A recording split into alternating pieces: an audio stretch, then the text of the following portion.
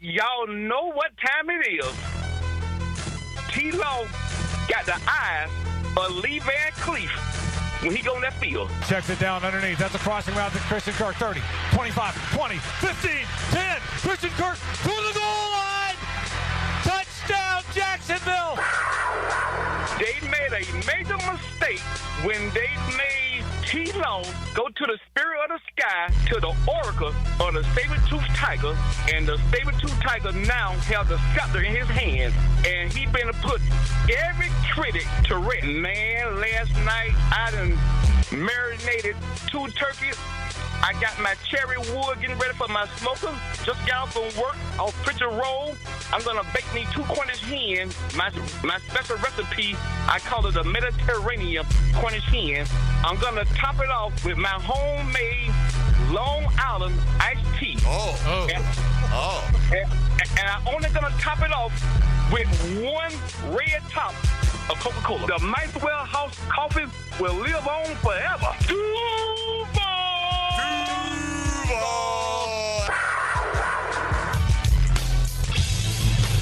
1010XL 92.5 FM presents Jaguars Today with your hosts Mike Dempsey, Tony Smith, Mike DeRocco, and Dylan Denmark. All right, good morning, everybody, and welcome into Week 2 of the National Football League. It kicks off tonight, Washington in Green Bay to take on the Packers. Mike Dempsey, Tony Smith, D-Rock is here, and Dylan Denmark here with you. I trust everyone is well-fed and the slow-acting poison has not kicked in yet. Not yet. Not yet. That's why it's slow acting, Tony. Mm-hmm. I got to at least get you through noon. I don't want to have to carry the show for the next 2 hours. Are you kidding me?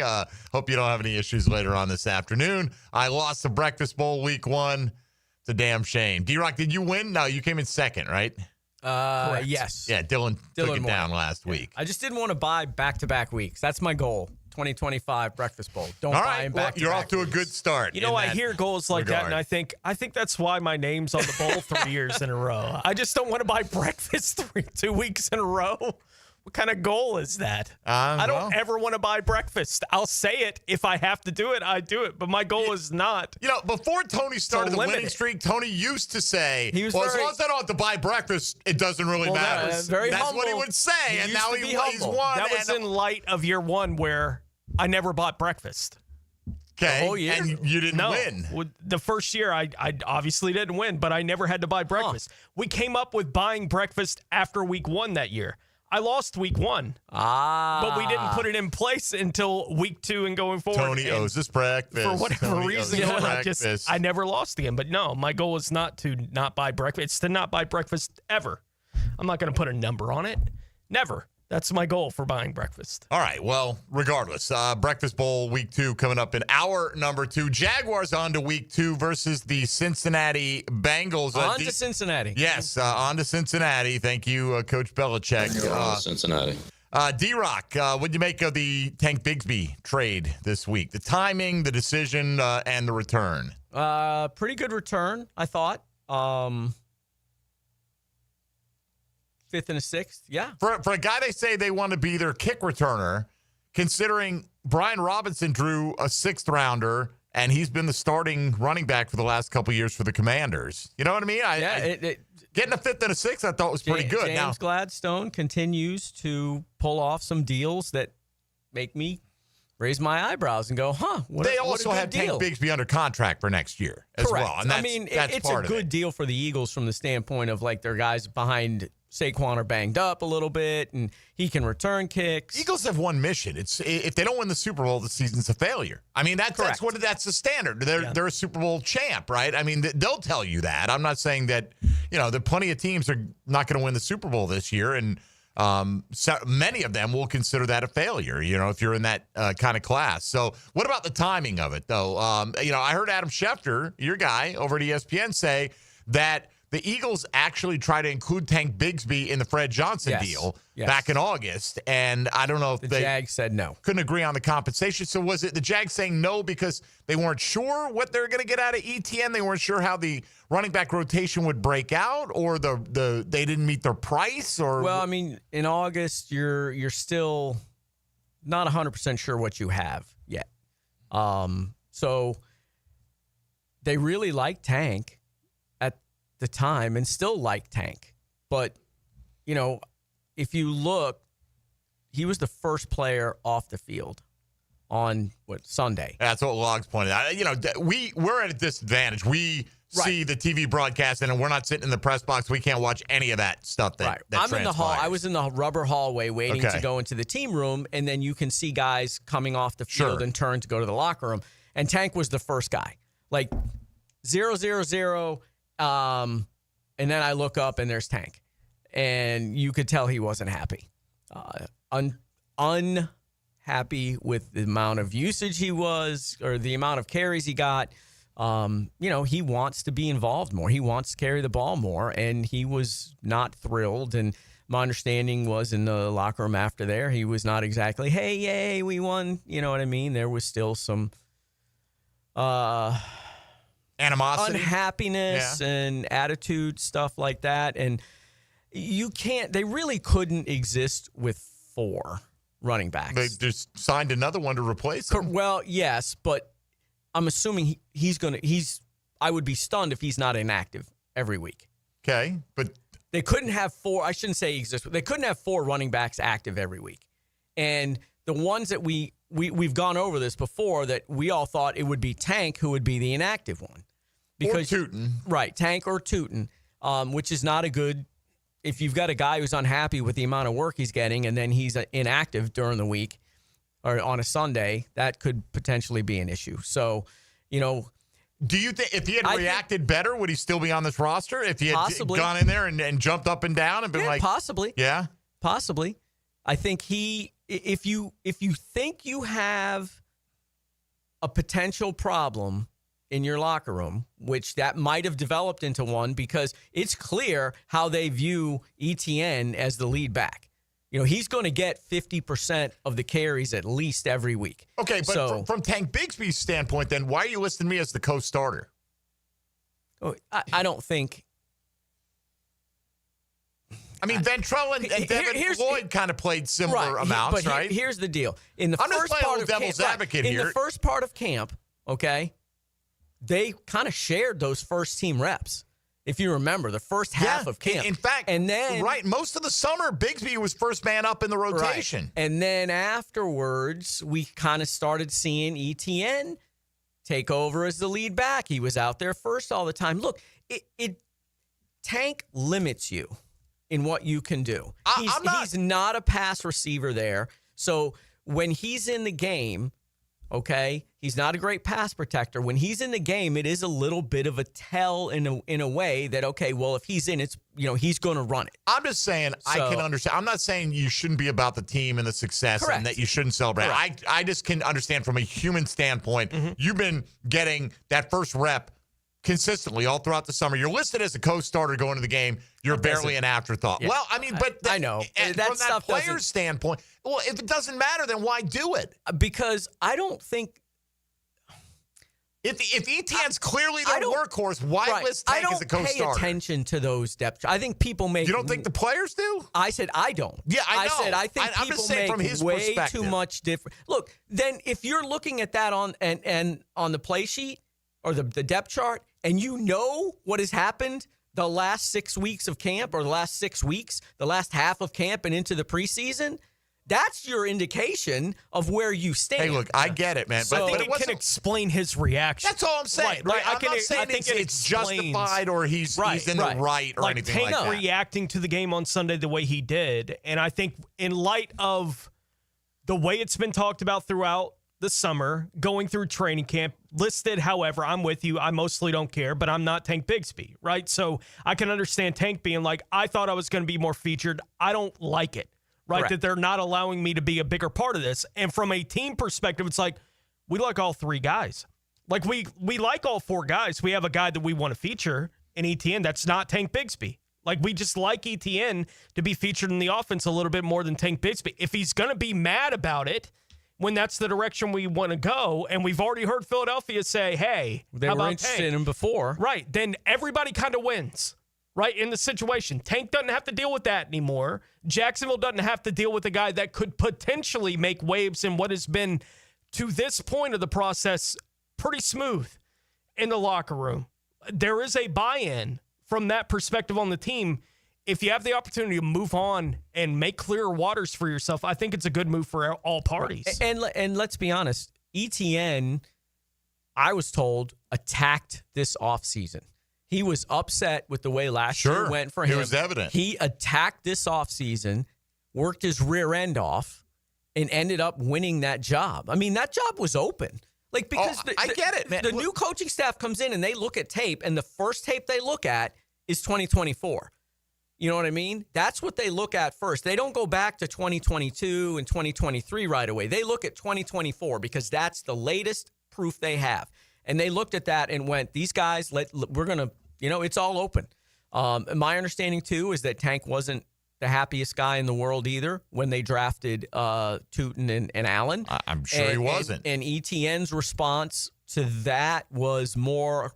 Get in the weight room. Put my head down and plug away. Look, I'm not faulting the Jags for the move. In fact, we've speculated the entirety of the offseason that something could happen even before the season started and certainly before the trade deadline with one of those two guys, ETN or Bigsby, and depending on how it played out. They never shopped ETN. I don't think they shopped anybody. I think.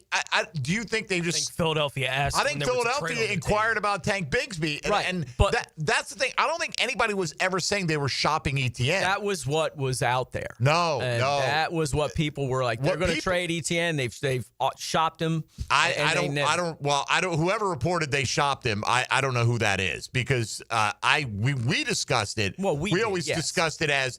Somebody could come knocking if the Jags have a surplus and there's an injury in training camp, and so whatever. And look, Tank, wish him the best, unless you're playing against the Jaguars. I'm not sure how he's going to be happier there than he was here. Because, he ain't taking Saquon, but at least he knows that, and you can say, well, he's going to go into the playoffs and probably go deep into the playoffs. So today, your question of the day might have to do with Travis Etienne and this running game. Which unit or aspect of the team, the Jaguars, of course, that is, do you think will have the most success when they face the Cincinnati Bengals this week? On offense, the passing game, the running game. On defense, the pass rush specifically, or the run defense. Not a lot of love for the run defense right now. You can vote one click on Twitter on that one. You can hit us up on the Checkmate Coatings phone lines at 641-1010. Same number for the text line designed by Lifetime Enclosures. You can stream us in the YouTube virtual studio. Post in the chat there. Stream us on Twitter, Facebook, or hit us up at MD_1010XL, at 1010XL Fat Tony, at ESPN Duraco, and at 1010XL Denmark. We're on to Cincinnati. All right, we are on to Cincinnati. We'll hear from Liam Cohen, Trevor Lawrence, and others today. Coordinators speak as well for the Jacksonville Jaguars. So a lot of audio coming your way. Breakfast Bowl in hour number 2. D-Rock in the house. This is Jaguars Today on 1010XL and 92.5 FM. Jaguars Today from the Renewal by Anderson Custom Windows and Doors Studios. Number 9 opens up his teal and black bag of memories. Let's go, Googans. Let's go, Googans. David Garrard joins Mike and Fat Tony on Jaguars Today. Mondays on 1010XL. Restored by Resto Pros of Northeast Florida. Hey, Jacksonville. It's Dr. Kevin Kaplan, team physician for the Jaguars and proud member of Jacksonville's newest orthopedic dream team. At Orthopedic Specialists of Jacksonville, we brought together 10 board-certified fellowship-trained surgeons, each one a specialist in their field, all working together to deliver smarter, faster care with better results. From sports injuries to joint replacements, we've got the right player for every position. Visit osjax.com and meet your team. That's osjax.com. Jaguars Today Thursday, brought to you by Cannons of Jacksonville. Jacksonville is football season, and Duck Duck Rooter is proud to be on your home team. As a proud partner of the Jacksonville Jaguars, we tackle plumbing, septic, and air conditioning problems with championship-level service. Keep an eye out for our custom Jaguar wrap plumbing vans rolling around town. They're hard to miss and always ready for the next play at your home or business. With thousands of 5-star Google reviews and the only master septic contractor in Northeast Florida, trust Duck Duck Rooter to keep you in the game. Call 904-862-6769 or visit duckduckrooter.com. Duck Duck Rooter, when you're stuck, call the Duck. It's kind of like his own private locker, and you're his guest. Every time we talk, I'm reinvigorated by my love of the game. Hayes Carline here. Find my blog at 1010XL.com. Hayes Blog is brought to you by Roland Reach Plumbing, where quality and experience count. Introducing the Jags Stack at Firehouse Subs. A sub so bold, we had to name it after the team that roars. Packed with protein and made to satisfy a football-sized appetite. It's stacked with honey ham, smoked turkey, and roast beef. Topped with provolone, fresh veggies, and our new Duval drizzle. Order the new Jags Stack in the app right now. Available for limited time at participating Jacksonville Firehouse Subs restaurants. The hottest subs in No more climbing ladders or tree shopping or untangling lights. Nope. Hume Flowers will take care of it for you this fall when you schedule their holiday home decorating team. This is JJ with 1010XL, and now is a good time to call on Hume Flowers. They'll do it all this fall. How much do the performers for Super Bowl halftime shows get paid? Filing an insurance claim following a storm shouldn't be an ordeal. Southern Oak Insurance's claim team prepares for catastrophic situations well in advance. Log on to southernoak.com. Our family protecting yours. Southern Oak Insurance. Super Bowl performers are not paid for their shows, but production costs are covered by the NFL, which could go as high as $15 million. Southern Oak Insurance. Our family protecting yours. Prosser here for Lifetime Enclosures and Lifetime Flooring. Football season finally upon us, and with that comes cooler weather. If you've been wanting to upgrade your outdoor living space, you should call the experts at Lifetime Enclosures now. From glass lanais to screened-in enclosures, Lifetime Enclosures and Flooring is the best in the business, so give them a call today. Lifetime Enclosures and Lifetime Flooring. Showroom just off Phillips Highway, proud partner of the Jacksonville Jaguars.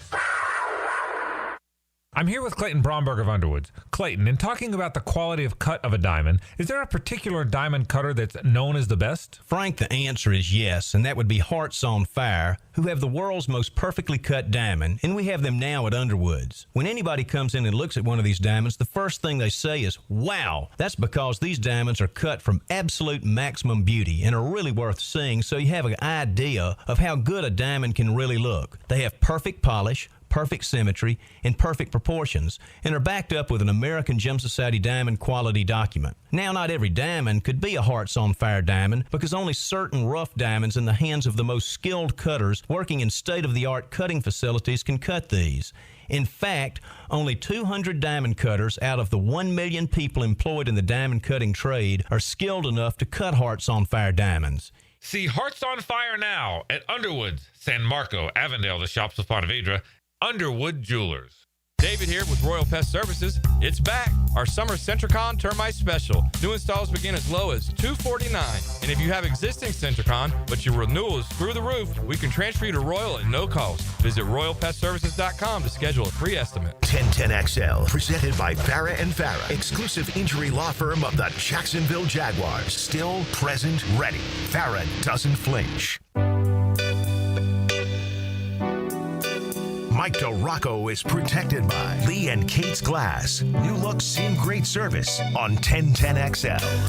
All right, D-Rock's in the house. You can be a part of the program as always at 641-1010 on the Checkmate Coatings phone lines. What area do you think the Jags either have the biggest advantage or where you think they're going to perform well, show out well versus the Cincinnati Bengals? We'll talk about that with D-Rock as we go throughout the morning here. Let's hear a few thoughts here from Liam Cohen. And you know what? Let's skip one, Dylan. We're going to jump ahead to 9 there, all right? We talked about Tank's out the door. He's gone, all right? Now, this creates more opportunity for other guys. Obviously, Etienne cemented as the lead back here in Jacksonville for now. Bajal Tutin, LeQuint Allen. What does this opportunity mean for these guys now that Bigsby is gone? Without having to say much to them, they understand based on the move. So, even when Toot did get in and get a couple carries, he didn't have a ton, and I think he had a 7-8 yard run or whatever it was where there wasn't much going on at the line of scrimmage. He made a great cut, got vertical. Another one he gets hit at the end, kind of towards, it wasn't quite 4 minutes, but we were running at that point. Hit behind the line of scrimmage, gets positive yards, it gets back to the line of scrimmage, and then Quint on a critical third down comes in, gets a 5 or 6 yard run and has a good blitz pickup. So it's opportunity for those guys for sure to step up and give us quality snaps. Basically, Etienne handled about 2/3 of the running back work. 16 of the running back, 25 carries. Right. So do you anticipate that Tootin's just going to basically pick up Bigsby's share? How do you think that other handful of carries? And look, every week it's not going to be it wouldn't have only been 5 carries for Tank Bigsby necessarily. But do those touches go to Tootin primarily going forward in your opinion? The majority of them will likely go to Tootin, yes. I think if you're looking at, say, a 30-carry game for the running backs, you're probably in that 15 to 18 range for Etienne, somewhere around in there. And then of the remaining, say, 12, Tootin gets 7. You mean Toot? Huh? Yeah, I don't know how to feel about that one. Toot and Quint. Those are the names. That's Liam Cohen's names for him, right? You didn't hear his answer right there. Toot. It's interesting. This is a philosophical thing for me, but anyway. You're not going to go with Toot? No, but for no particular reason other than, I'll tell you in a second, but I think of the remaining 12, I think you'd probably say 7 to 8 to Tootin. Gotcha. So I'm not a call a guy by a cutesy name. Nickname. Yeah. You know what I mean? Because you're a hardened reporter. No, it just doesn't sound right to me. Way back in the day when I was covering the Gators, Justin Hamilton played for the Gators as point guard, good player. Anyway, his nickname around the facility, the J-Ham. Well, one of the reporters said, "Hey, J-Ham" to him one time, and I'm like, that just sounds stupid. We're not part of their world. So unless I know a guy and have the relationship with him, when I on the air, I say BTJ because I think we all do. But when I go talk to BTJ, you wouldn't call him BTJ. Always go, I'm like, hey, Brian. That'd be weird. Same hey, BTJ. thing with Travis. Yo, BTJ. You know what I mean? Yeah. I mean, I don't use if I'm going to talk to Basil Tootin, I'm not going to say, hey, when you talk to MJD, you call him Maurice. Right. He might be the only one to a degree where I would, every once in a while, I might say Mojo. Yeah. But other than that, I'm just not a call the guys by their nickname thing because I'm just not part of their world. Fair if enough. That makes any sense. Yeah. Fair enough. I don't know. But I call you Demps. Anyway. There you go. Yeah. If my name was Tootin, I am. Yeah, if my name was Tootin and you just started calling me Toot, I'd be like, what's happening? Yeah, what are we doing? I think that would be my reaction to it. What else? Beige? Right, just call me Tootin or Basil. Call me by my names. Yeah. It seems more fair. But if it's not been demanded by the player, it's all good, right? All right. It's not some big deal. Moving forward. From Liam Cohen here yesterday, who was also asked about Trevor Lawrence, who, look, they won big against Carolina. So he was able to play well enough for them to do that kind of thing in week 1 against the Panthers. But Coach was asked about the improvement he saw from the quarterback that week. Yeah, I think that when you look at the operation, the way he handled things, all very, very positive. Made some critical third down conversions, and especially when we were trying to extend some drives in the second half, even after having a difficult third quarter. You look at really the sequence of incomplete to Travis on the bootleg, incomplete to BT on the corner route, 3rd and 10, dart to Diami on the curl. So it's okay, it's there. It's there. It's just the consistency of it.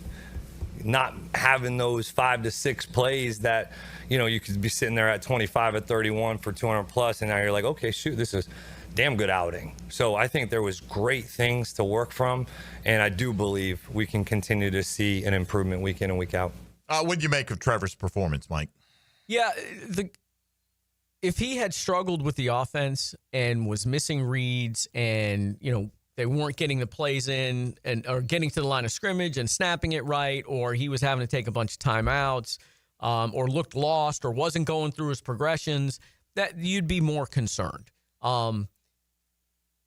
He's had some accuracy issues in his past. That's why they've worked on that footwork stuff with him. And Trevor said, hey, look, there were times in the games where I reverted back to my old stuff, which is understandable because he's 25 and for the last 20 years, he's done it the old way. It's going to take a while to kind of change it.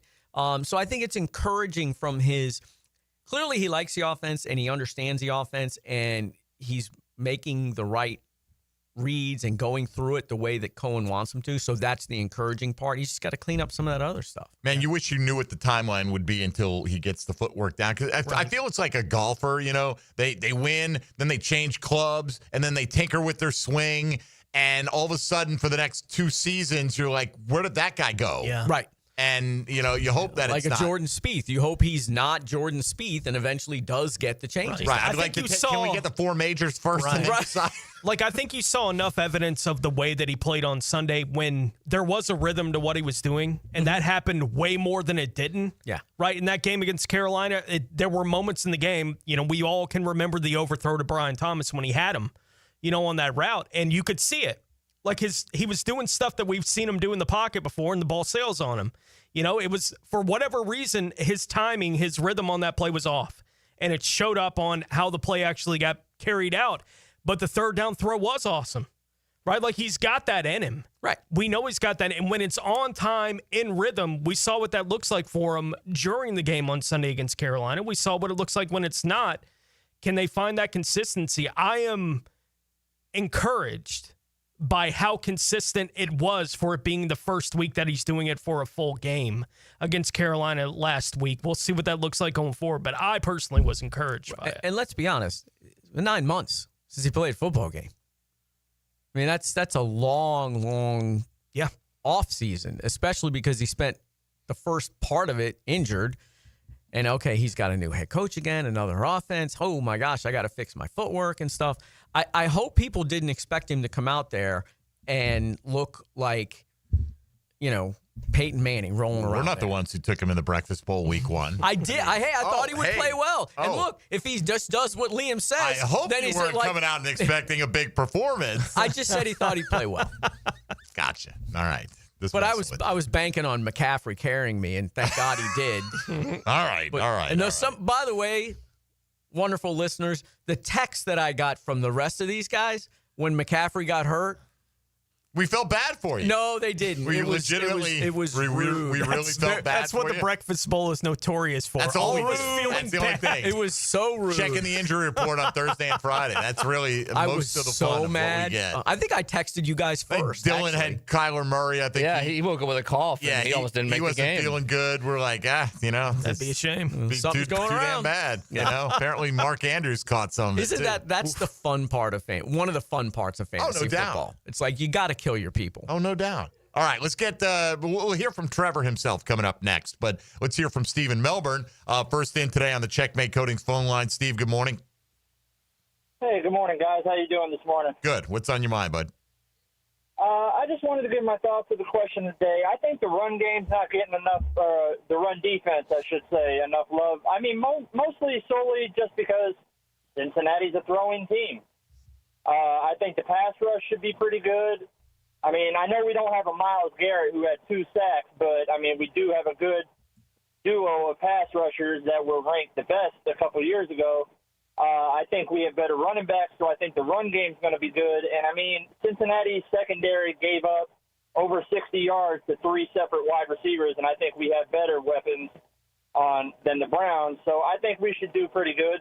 As long as the O-line keeps doing what they did last Sunday, we should be good to go. All right. Well, appreciate it, man. Certainly the O-line, and that's part of the reason, you hope that Trevor, that it all clicks together quickly, because you're probably not going to get better protection than you had in week 1. It's only going to get more chaotic in the backfield. I mean, he was only hit 1 time in the entire game, and that was on that play. He tried to extend it out to the left and ended up taking the intentional grounding. That's the only time they touched him. Which is, again, one of those things that Trevor has done before that you want him to eliminate. Just eat it. Just eat the ball. Just go down with it, eat it. Don't try anything ridiculous. Agreed. Not going to argue with right. I don't know if they're ever. I feel like I don't know if that's ever going to get 100%. I just think some guys are just have that characteristic in them, that I can make a play. It's tough to give it up when you think you can make the play. And I'm not saying you're not right. You are, but it's tough to break that mindset. It was like you said, he's been doing things a certain way for 25 years. Now you're asking him to do them a different way. Not that it's wrong. it's not always an easy transition to make. We'll hear from Trevor Lawrence, though, coming up on the other side. If you'd like to be a part of the conversation, 641-1010 on the Checkmate Coatings phone lines. Mike DeRocco in studio. This is Jaguars Today on 1010 XL and 92.5 FM. Hey, folks, Mike Dempsey here for my friends at Dandy Foods, locally owned and operated by the Thompson family, good old Duval family. Since way back in 1956, I've been representing Dandy for over a decade. I personally enjoy their products for about 3 times as long. Dandy is the perfect go-to when you're in a hurry. You don't want the hassle of a long wait. You want something delicious that is made with high-quality ingredients. You really can't go wrong. A great value compared to the drive-thru, fast, fresh, always tasty, and waiting for you at the cold case at convenience stores all over town. As a matter of fact, on the north side, the newly remodeled Circle K on Broward Road is an excellent choice with a great selection of Dandy sandwiches. Whether it's the classic double cheeseburger or my favorite tuna salad wedge, you're going to find plenty to satisfy even the most discriminating of appetites. For a fresh, quality product, there's only one name to know in Duval, folks. That name is Dandy, serving you for nearly 7 decades. When you're hungry, go out and make yours a Dandy, and do it today. Jaguars Today from the Renewal by Anderson Custom Windows and Doors Studios of 1010XL. Jaguars Today Thursday is towed by Cannons of Jacksonville for all your towing needs. Julington Creek Pest Control has been serving our community since 1984. Our turf management program is an all-out blitz, granular fertilization, weed and insect control, keeping your lawn championship green all year. Quarterly pest control stops bugs before they ever cross your goal line. Family-owned, locally operated, expert technicians, top quality products, no gimmicks, just winning results. Julington Creek Pest Control, our family serving yours since 1984. Yo, what's happening, folks? It's your main man, E.T. here with Twin Peaks. And are you as pumped as I am about this Alvarez-Crawford fight?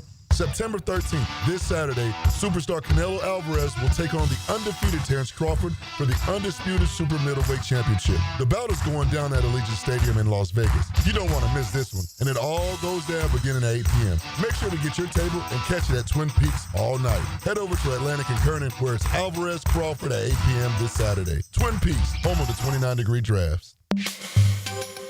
It's the start of our favorite season in Jacksonville, football season. Let's get hyped and let's get the home in tip-top shape and let's get that house zero-resified. Carpets, tile, rugs, upholstery, hardwood, they'll take care of you. Call the folks at Zero Res right now, 287-5727. Ask for the 1010XL special. Get your 3 rooms of carpet cleaned at $139 plus a 4th room free. Zero Res. Spell it forwards or backwards. It spells the same. Zero Res. Zero Res. Hey, this is Lauren Brooks. With over 1,600 5-star Google reviews, it was a no-brainer to have Closets by Design help us get organized at home. They create custom storage solutions for every space, lifestyle, and budget. From closets to garages to laundry rooms and more. Closets by Design will transform clutter into seamless organization. Call today to schedule a free in-home consultation and get 40% off plus an extra 15% off with free installation. But only until September 30th. 18 months financing is available. Call 904-878-9393 or visit closetsbydesign.com. Bueller. Stay cooler with Bueller. Hey, Jason, thanks for coming over so quick. Sure thing, pal. What's the big... Whoa! See, I told you there was a smell. Yeah, it smells like... Exactly, or a dead one more like it. You need some fresh air in here. Well, this is the problem, Jason. I've kept everything sealed up tight all summer long so I don't lose all my nice cool air. Now all the dog smells and cooking smells and home gymnasium man cave smells are all building up and I can barely... Dude, where are the Bueller sunglasses I gave you? Oh, I don't know. They must be in my other... Put on my emergency pair. Whoa. Bueller Air and Plumbing can install an air purification add-on to your existing air conditioner. Clean the air of dust and pollen and funky smells while you cool. So I can keep all the cool air I saved up? And your place won't smell like a dead... Stay cooler with Bueller. Visit BuellerAir.com. Hey Jacksonville, this is Chip Davis, director of the Flounder Pounder Fishing Tournament. We are fast approaching our 16th annual tournament benefiting the Jacksonville School for Autism. With the help of our amazing community, we raised over $1.4 million the last 15 years. This year's tournament will be held at Palm Valley Outdoors on the Intercoastal Waterway. Captain's meeting is Thursday night, October 9th, and the tournament is Saturday, October 11th. I'm inviting you and your family to come out and enjoy our tournament festivities, raise some money, and support autism awareness. Special thanks to U.S. Army Recruitment Jacks for their support. Flounder Pounder for Autism 2025. See you there. 1010XL, presented by Farrah and Farrah, exclusive injury law firm of the Jacksonville Jaguars. When it's game time, Farrah doesn't flinch. It's a Mike DeRocco Thursday on Jaguars Today. Opened by Lee and Kate's Glass on 1010XL. All right, D-Rock is in the house. Our friend of the program, friend of mine, call her my little sis, J-Paw, said this, hey, question today for the media, since you're always asking fans question today. Oh. If only one thing can be cleaned up from week 1 to week 2, what would you choose? And she tagged a bunch of us. Demetrius Harvey jumped in and said penalties are unacceptable. That's an obvious one, right? We all know 11 penalties, too much, all right? What is one thing outside of penalties, Tony, that you would like to see cleaned up from week 1 to week 2 for the Jaguars? Pressures turn to sacks. That's man, I mean, that's taking the words right out of my mouth. Yeah. Pressures to sacks, right? You can pressure Joe Burrow all day. Joe Burrow can handle some pressure back there. Yeah, he's really good at that, actually. You know, like, you give him the time to throw that Bryce Young had, and Bryce Young missed some opportunities. Look, Josh Hines-Allen got a lot of pressure. Yeah, and some of it impacted Bryce Young very negatively. It's not saying you can't have an impact, but I'm with you 100%, man. Pressures to sacks. D-Rock, is there something else that stands out to you? Well, I'd probably, since you guys are talking about that, I'd probably say Trevor cleaning up the footwork stuff and being more accurate with some of those throws. That'd be the next one on my list. And making the throws that are there, the easy throws. Yes. These must be the low-hanging fruit, because I agree with you. I mean, honestly, I was thinking penalties is number one. Yeah. And it feels like along those lines, D-Rock, that the pressure that is going to be put on an opponent to win against a Bengals team that is coming off the kind of week offensively they just had, right? Like, I don't think it's going to be that again this week against the Jaguars, that there's going to be a lot of pressure on the Jaguars offense to match. Yeah. You know, what the Bengals are going to be able to do. And a lot of that eventually is going to be put on Trevor Lawrence to be, this is a game where they do need him to be consistent in the things that they expect out of him. He can't even be only at the level he was against Carolina. Against Carolina, that's good enough. Against the Bengals, you miss those opportunities. They could be going 7 the other way. Right? Like when you give the ball back to the Bengals. So the pressure is going to be ratcheted up on that side. He needs to play like he played against the Bengals on Monday Night Football before stay in the game. Before Walker Little stepped on his foot. Yeah. And if you look, I think his rookie year, he played pretty well against the Bengals in that game on a Thursday night. That game. Yeah. You know, where that thing happened on the Saturday. And yeah. But anyway, yes, he needs to play at that level. And look, figure out where Hendrickson is too, by the way. Like he should be on the same side pretty much every time. So figure out that. And I think if you can block Hendrickson, I think you have a chance to make some plays against that secondary. I agree. I mean, just Vosai is an okay player. I don't know if Shamar Stewart's ready to make that kind of impact right away. And Logs is impressed with the athleticism he saw on film. That's the book on him. He's got great athleticism. Yep. He's never turned it into production so far. We'll see. Well, on that front, Trevor Lawrence on his offensive line's performance in week 1.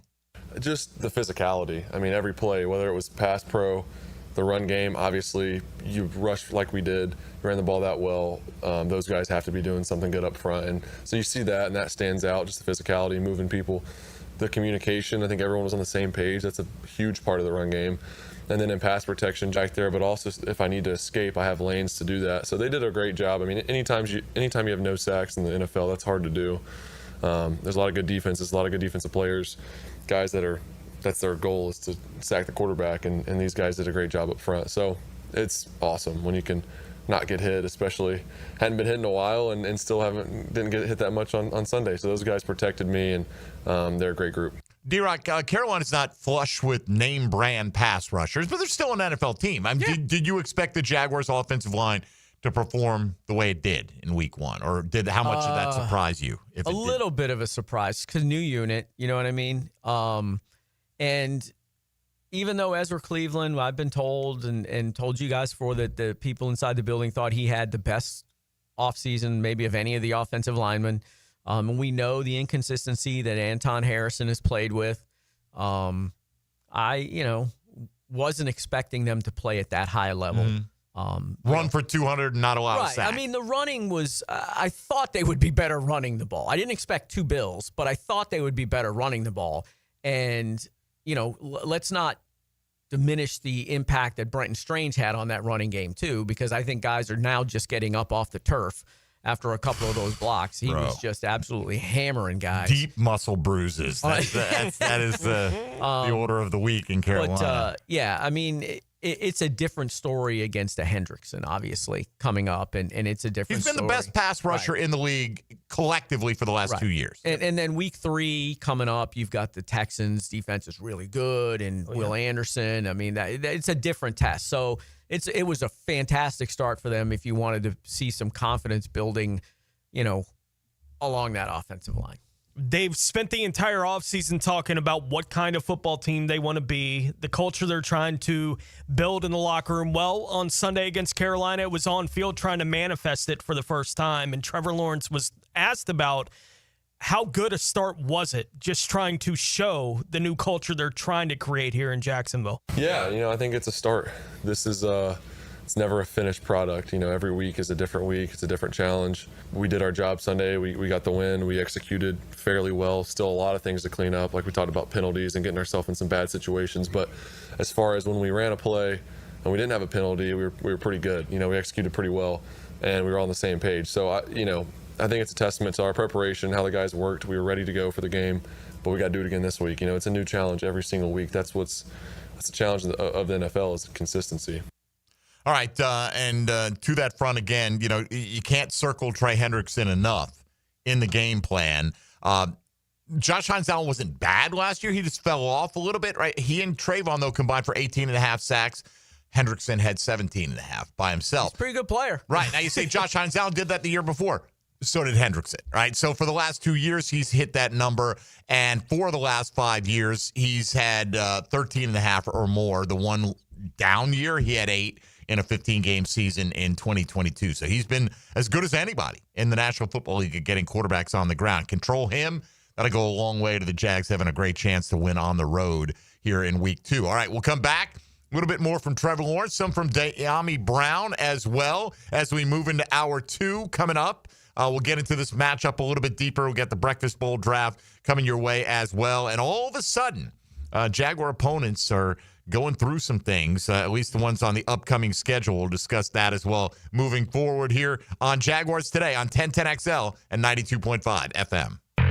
Jaguars Today from the Renewal by Anderson Custom Windows and Doors Studios. Go! For high school football play-by-play, it's 1010XL. The Bulldogs look for a big bounce-back game against the undefeated Crusaders. Bulls Bishop Kenny, Friday at 7 on 1010XL. Okay, for this Cannons of Jacksonville commercial, we need an idea to really come out with a bang. Like having a guy shot out of a cannon.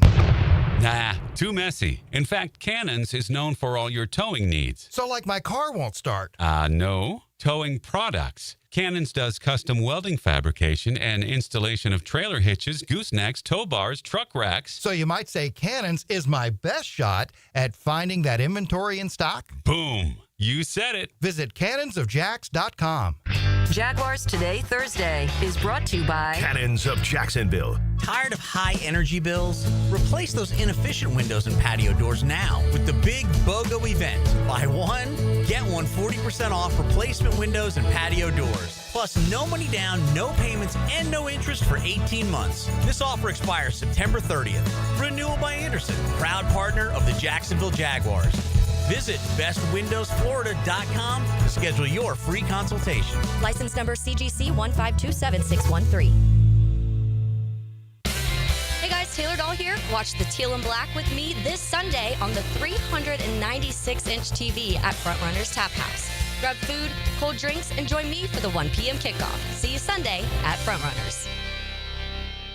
Jacksonville is football season, and Duck Duck Rooter is proud to be on your home team. As a proud partner of the Jacksonville Jaguars, we tackle plumbing, septic, and air conditioning problems with championship-level service. Call 904-862-6769 or visit duckduckrooter.com. Rick Ballou for Coy Dental. That's right, Carlson Dental is now Coy Dental. Dr. Lee has been practicing there for 9 years, has purchased the company. The Coy Dental team still has the same great dentists and staff. And remember, if you get nervous visiting a dentist, don't. There's never a problem at Coy Dental with light sedation for cleaning and deep sedation for all your restorative needs. Coy Dental, located in Bartram Park. Introducing the Jags Stack at Firehouse Subs. A sub so bold, we had to name it after the team that roars. Packed with protein and made to satisfy a football-sized appetite. It's stacked with honey ham, smoked turkey, and roast beef. Topped with provolone fresh veggies and our new Duval drizzle. Order the new Jags Stack in the app right now. Available for limited time at participating Jacksonville Firehouse Subs restaurants. The hottest subs in Celebrating 30 years in Jax Beach. Beach's Jewelry and Pawn is your go-to for cash on the spot. They buy gold. Huge sale on firearms all month. Save during Florida's Second Amendment sales tax holiday with no sales tax on firearms. Beach's Jewelry and Pawn in Jax Beach. The experts at AMCO have been fixing cars for almost 60 years. Over that time, they've gotten more complex than ever. That's why our techs undergo rigorous training and certifications, so they can fix anything, including the most complicated repairs that come with some of the latest technologies. After 60 years, there's nothing we haven't seen or fixed. It's how we know cars inside and out. Money tight? We can finance almost anybody. Find the AMCO transmissions nearest you at amcojacksonville.com. What defines a hero? Dedication, loyalty, courage. Every day at AMCO, we serve heroes. For over 60 years, we've repaired and maintained the most critical public service vehicles. From complex transmissions to simple brake jobs with flexible financing and the extra safety precautions we need. The heroes we serve don't all wear uniforms. They're people like you. At AMCO, we're proud to serve all of you. AA MCO. Family owned and operated in Jacksonville, Orange Park, St. Augustine, and St. Mary's, Georgia. Hey, Jacksonville DDH. Dreamfinders Danny Hicken here with the scoop from Dreamfinders Homes, your national builder of the year. We've got first-year interest rates as low as 2.99% in homes in 20-plus communities throughout Northeast Florida. If you're house hunting, make sure your first pick Dreamfinders Homes, the proud official home builder of the PGA Tour, the Florida Gators, and your Jacksonville Jaguars. Visit dfhsalesevent.com today and tell them Dreamfinders Danny sent you. Beer, water, beer. That's a pretty good game plan when it comes to battling the summer heat. When you hit the beach, fishing hole, or golf course, make sure you hydrate. Anheuser-Busch is always up for a good time. Just remember to drink responsibly. 1010XL, presented by Farah and Farah, exclusive injury law firm of the Jacksonville Jaguars. Focused, fueled, fearless, Farah. Mike DeRocco is protected by Lee and Kate's Glass. New look, same great service on 1010XL. All right, D-Rock is in the house. Happy Thursday to all of you. We've got Washington in Green Bay, Commanders and the Packers. Will anybody take a Thursday night player in the Breakfast Bowl? That is coming up next hour. Why don't we get to today's 10-10 take, young man? 10-10 take. Now, Mike Dempsey's 10-10 take is serviced by Ideal Conditions Heating and Air, your go-to local HVAC company, veteran owned and operated. Yeah, I was just talking to D-Rock on the break, and he mentioned that ESPN asked him to make a bold prediction earlier in the offseason. And D-Rock said, they'll be undefeated, the Jags will, heading into the Monday night game in Week 5. That would be bold, right? But in reality, thinking that trip to San Francisco is going to be tough, right? Yeah. Well, it is still probably going to be tough. But look at what is setting up for the Jags, all right? You got this week with Cincinnati, okay? But, okay, let's go in and no excuses. I thought they would win up there anyway. You did, right? Right. Houston, Christian McCaffrey is probably out this week, possibly next week. That's one of their starting wide receivers, right? They've got offensive line issues. Their offense didn't look very good at all. San Francisco now, we already knew they were down Brandon Ayuk. They're down George Kittle on IR. Now, their quarterback, Brock Purdy, is going to be out 4 or 5 weeks, so he's not playing against the Jags. Mac Jones is going to be the guy. Or, the speculation, do they try to make a move for Kirk Cousins? Either way, he's coming. I don't know what Kirk Cousins has left at this stage, and so presume it's Mac Jones. Well, he's probably in game shape. Sure. But is Mac Jones scaring you? Not at all. I mean, if you don't win in San Francisco with Mac Jones at quarterback and George Kittle not playing, there's something wrong. And then Kansas City, we know they're at least down Rashee Rice going into that game on Monday Night Football. And they didn't look like the old Chiefs on their Friday night opener against L.A. So, I mean, look, none of this guarantees anything ahead of for the ourselves Jags. a little bit. Well, no, but I mean, but still, like you can talk, I want to take them on at full strength. I just want to win. And if they want to show up with all their best players hurt, that's on them. I don't care. Right. It never bothers me, and because there's plenty of instances we think, oh, man, if we had this guy, we would have won that game. And that's just, the way it goes. And it'll probably come back around. But, D-Rock, when you're counting wins, when you're going through the schedule. Nobody says, oh, well, they weren't full strength. No, and as you go through, like, I had the Jags at 9-8, okay? I had win, loss, loss. I don't think it's going that way. I don't think the Jags are only going 2-3 in the first 5 games. I think they can be significantly better than that. I mean, 1 game improvement is like stealing one the way I look at the schedule, So take them when you can get them. And they all count at the end of the season. And if your opponents early on in the year are a little banged up, it's just crazy. Something you look at that schedule and you're like, this is the toughest, this is the next toughest. And then they show up. And it's nothing like that necessarily. They beat Houston and one of the other opponents in this first 5 games, and we're all going to be feeling real good. Feel fantastic if they're 3-2, right? Yeah. I feel fantastic. And honestly, they should beat San Francisco now, in my opinion, if we're presuming Mac Jones is a starting quarterback. I'd rather beat one of the other 2 teams because it'd be an AFC victory. Yeah. Obviously, the Houston game is the most important game in the next month coming up, but all they can do is try and take care of business this week against the Cincinnati Bengals, and we'll worry about Houston next week. All right, let's get Regina up here on the phone lines at 641-1010. Regina, good morning to you. Good morning. Duval! Regina, what's up? Okay. I agree with D-Rock. You're getting way ahead of yourself, Mike. Come on now. He picked them to go undefeated going into Monday Night Football. That was a bold prediction. It's supposed to be bold and unrealistic. I don't see, I'm not saying they're playing these games this week. I'm not guaranteeing victory, but I am basically guaranteeing victory against San Fran. So, yes. All right. Go ahead, please. Sorry. All right. What does the D-line have to do? I'm looking at the D-line as a weak spot here. What does the D-line have to do to prevent the Burrows to have one of his super scoring passing games? And I'll take your comments off the air. All right. Appreciate it, Regina. I think what Tony said, translate pressures into sacks. Up the middle. It's got to be in middle pressure has got to be. That's where they're exposed. Worlds better. Yeah. That, absolutely. But you had a situation where Josh Hines Allen had a good track record against Carolina. Trayvon, first couple of years, has always had a sack in week 1. They're going up against the Carolina team without their left tackle. And, Josh got some pressures, but we didn't get the sacks. Got the one from Smoot, which is fine. So whether the pressure comes up the middle, those edge players need to get their hands on Joe Burrow as well. I would still say if you took the game that Josh and Trayvon had against Carolina, and they have the same game against Cincinnati, but you get some push up the middle, you get some. You'll get the sacks. Those sacks will happen. Those sacks will happen. Is the push coming up the middle? Is it coming? I mean, they're going to have to blitz up the middle. I don't, clearly Mason Smith wasn't ready to play. They didn't feel he was ready to play.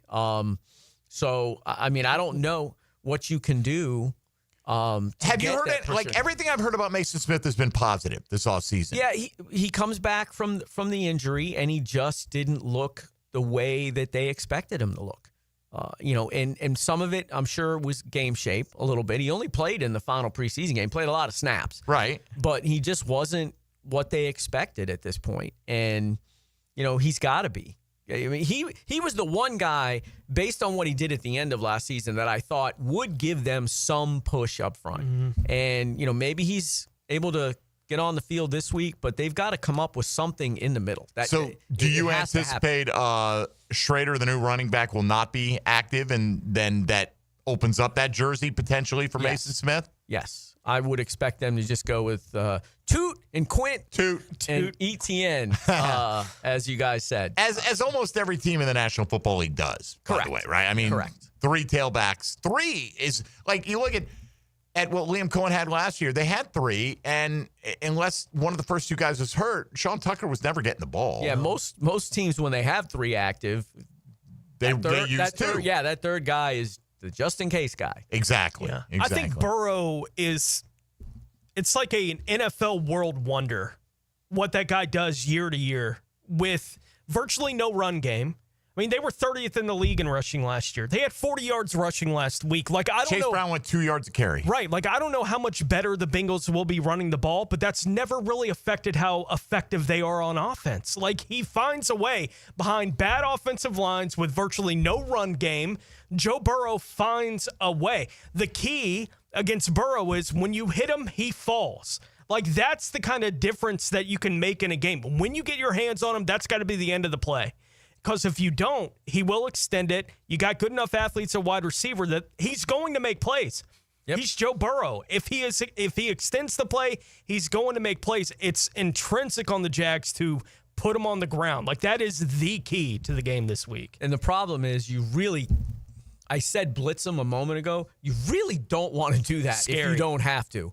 Because that leaves, if they pick it up and he's so good against the blitz, if he had a half second more in that Super Bowl, the last play, they win that game. They do. Oh, no question. Jalen slipped, and was it Higgins or Chase? No, it was Chase. It was Chase wide open. He would have been wide open. He'd have been gone. Yep. And by the way, you couldn't get it off. You'd feel much better if Chase was coming off a 226-yard game than a 26-yard game. You got to think that they're just so pissed in that locker room right pendulum, now. they think is going to swing in a big way. I said yesterday that all the GMs drafted quarterbacks, Burrow would go top 3. Man, I might have been over my skis a little bit. Top 5, though, I don't think no doubt. Any question. And he might go number 1, honestly, when you factor in age. I would take him first and everything right now. And, it's still tough to pass Mahomes up. Because it's not like Mahomes can't play another 10 years. You know what I mean? Right. He's only been in the last 3 Super Bowls. Right. So let's not get too crazy. But Joe Burrow, that's why he is considered that, though. Because if you don't do these things, he's going to destroy you. Yeah. Or at least that's what his track record says. Like, he's one of the guys that's actually beaten Mahomes. One of the few. Yeah. Can you imagine him with that Eagles offensive roster? But would they use him? Like, you know what? It's interesting.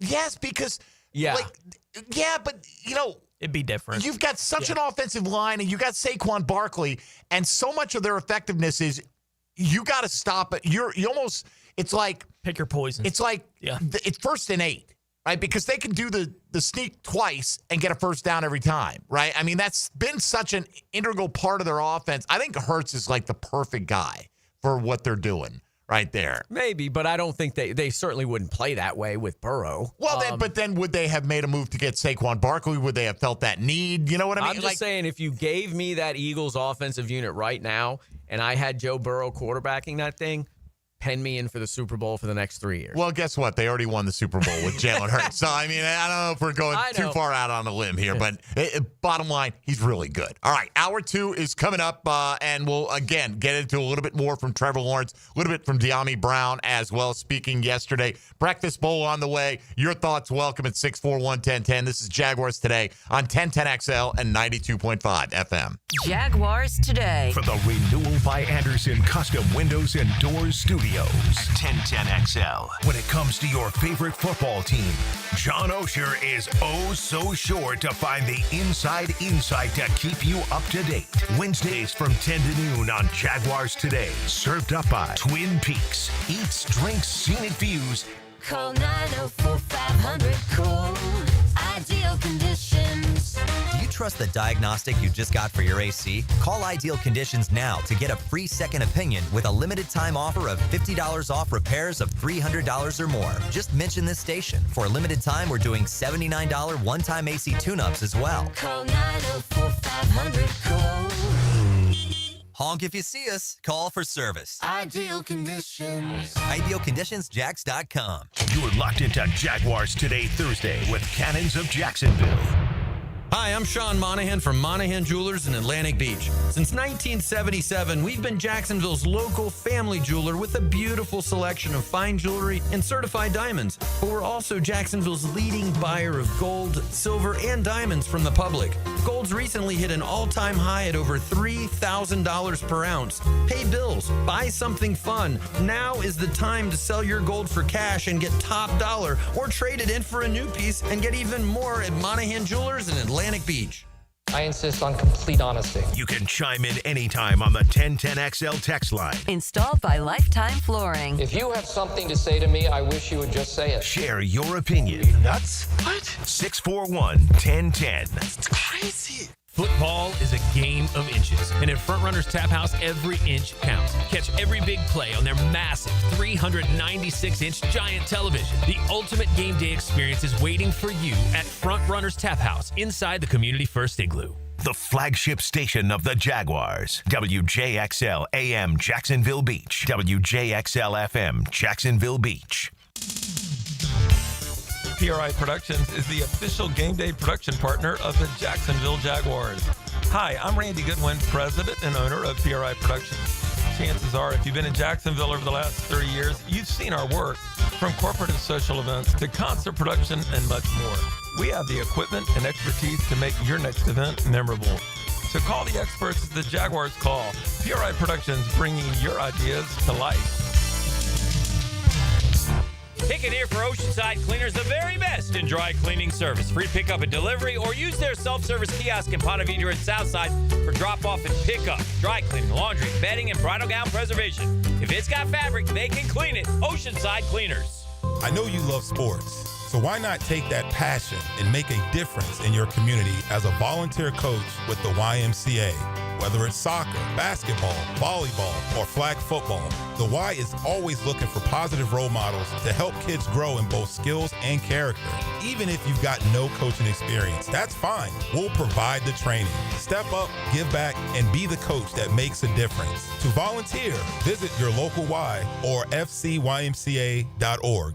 Hi, this is Dave Barker. Want to grow your hair back? IHRS right here in Jacksonville is the only hair transplant clinic in the country that offers multi-unit hair grafting, FUE NeoGraft hair transplants, and the 45-minute effective PRP treatments. Multi-unit hair grafting gave me more hair in one procedure and within my budget. Thank you, IHRS. IHRS showed me what was causing my hair loss and helped stop it. Schedule a free evaluation and find out how to grow your hair back and keep the hair you have. Call 904-777-IHRS. Take the first step to restoring your hair today.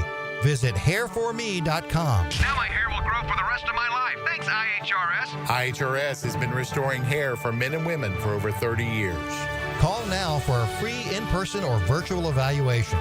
904-777-IHRS. That's 904-777-4477. Or visit hair4me.com. Want your son or daughter to enjoy sports year-round? Then log on to I-9 Sports with fall and winter registration open right now, including girls volleyball at Duval Charter Bay Meadows, plus plenty of other spots and sports on the First Coast. I9sports.com. Enter 1010 for a discount. Have you or someone you care about been arrested or had their driver's license taken away? I'm Susan Cohen, and I work with David Robbins at the law firm of Epstein & Robbins. We are experienced fighters for those charged with DUI and all criminal offenses. I've been named the best DUI attorney in the state, and David has been named the best criminal defense lawyer in Jacksonville. In your battle with the justice system, there is only one thing you need to know. Dial David 24/7 at Epstein & Robbins, 354-5645. This is your local sports update. I'm RJ Saunders for 1010XL. This update brought to you by Lone Pronto. The San Francisco 49ers have announced that Brock Purdy will miss 2 to 5 weeks of the season due to a form of turf toe, leaving former Jacksonville Jaguar Mac Jones as their quarterback one. The Jacksonville Jaguars will play the 49ers in week 4 of the regular season. Right now, 80 degrees at 11:03. Time and 10. Brought to you by Bueller Air and Plumbing. Stay cooler with Bueller. 1010XL, presented by Farah & Farah, exclusive injury law firm of the Jacksonville Jaguars. Still, present, ready. Farah doesn't flinch. It's a Mike to Rock Taco Thursday on Jaguars Today. Opened by Lee and Kate's Glass on 1010XL. D-Rock, are you feeling feisty today? Text line thinks you're feisty today. What do you think about that? We'll go more saucy. Saucy? Saucy. Right. He's saucy. He's D-Rock. I guess. I guess I'm spicy. I don't know. I don't know. I Wait just till asked how you breakfast bowl. felt. Oh, yeah. Yeah. I'm sure. I told you, I got no plan. I really don't. I'm not sandbagging. I got a plan. I just don't know if it's any I good. gotta pick players, but I don't feel good about my situation. All right, here we go. One more from Trevor Lawrence, and talking about having a new defensive coordinator in the mix there. And that would be Al Golden coming in. What has he seen from the Bengals, I guess, new look defense on film? Yeah, it's always a challenge. New coordinator, beginning of the season, both of those things present some challenges on just how much have you really seen, as far as NFL tape of this defense.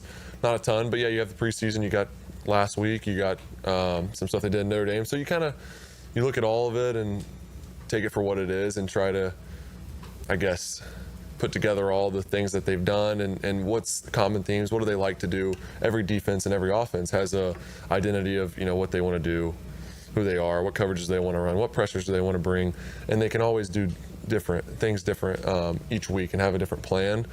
That's what everyone does. You have some wrinkles and we'll adjust to those, but you can kind of tell structure and identity who they want to be. Just going back to week one, Tony, and just looking at the raw numbers on what the Cincinnati defense allowed, I thought they did a pretty good job on the wide receivers. For the most part, they didn't go crazy in that game. Gave up a lot of passes out of the backfield to Dylan Sampson, and the tight ends had 10 catches in that game for 100 yards between them. So, that might be a way for the Jags to exploit this Cincinnati defense, at least probe it a little bit early on. Britton Strange season. Could be. Maybe for a week. We'll see. Yeah. He certainly was effective last breakfast week. Bowl. First overall pick. I don't. That's up to you whether or not he's going to be the first overall pick or not. So we'll have to wait and see on that, Mr. Dempsey. All right, De'Ami Brown. What did he come away with feeling like after his first game with Trevor Lawrence? Oh man, it was fun to even be out there. It was a little bit more vocal. Just giving us the courage to go out there. All right, let's play fast. Let's get this one on a hurry. Let's try to pick up the tempo a little bit. Let's stay together. Let's not slip off or turn anything down but just because we're up. Let's just stay at the momentum that we're at to keep going. And things like that is real important. And we want to just keep building off of it. De'Ami Brown also asked about the aggressiveness he's already seeing from his head coach.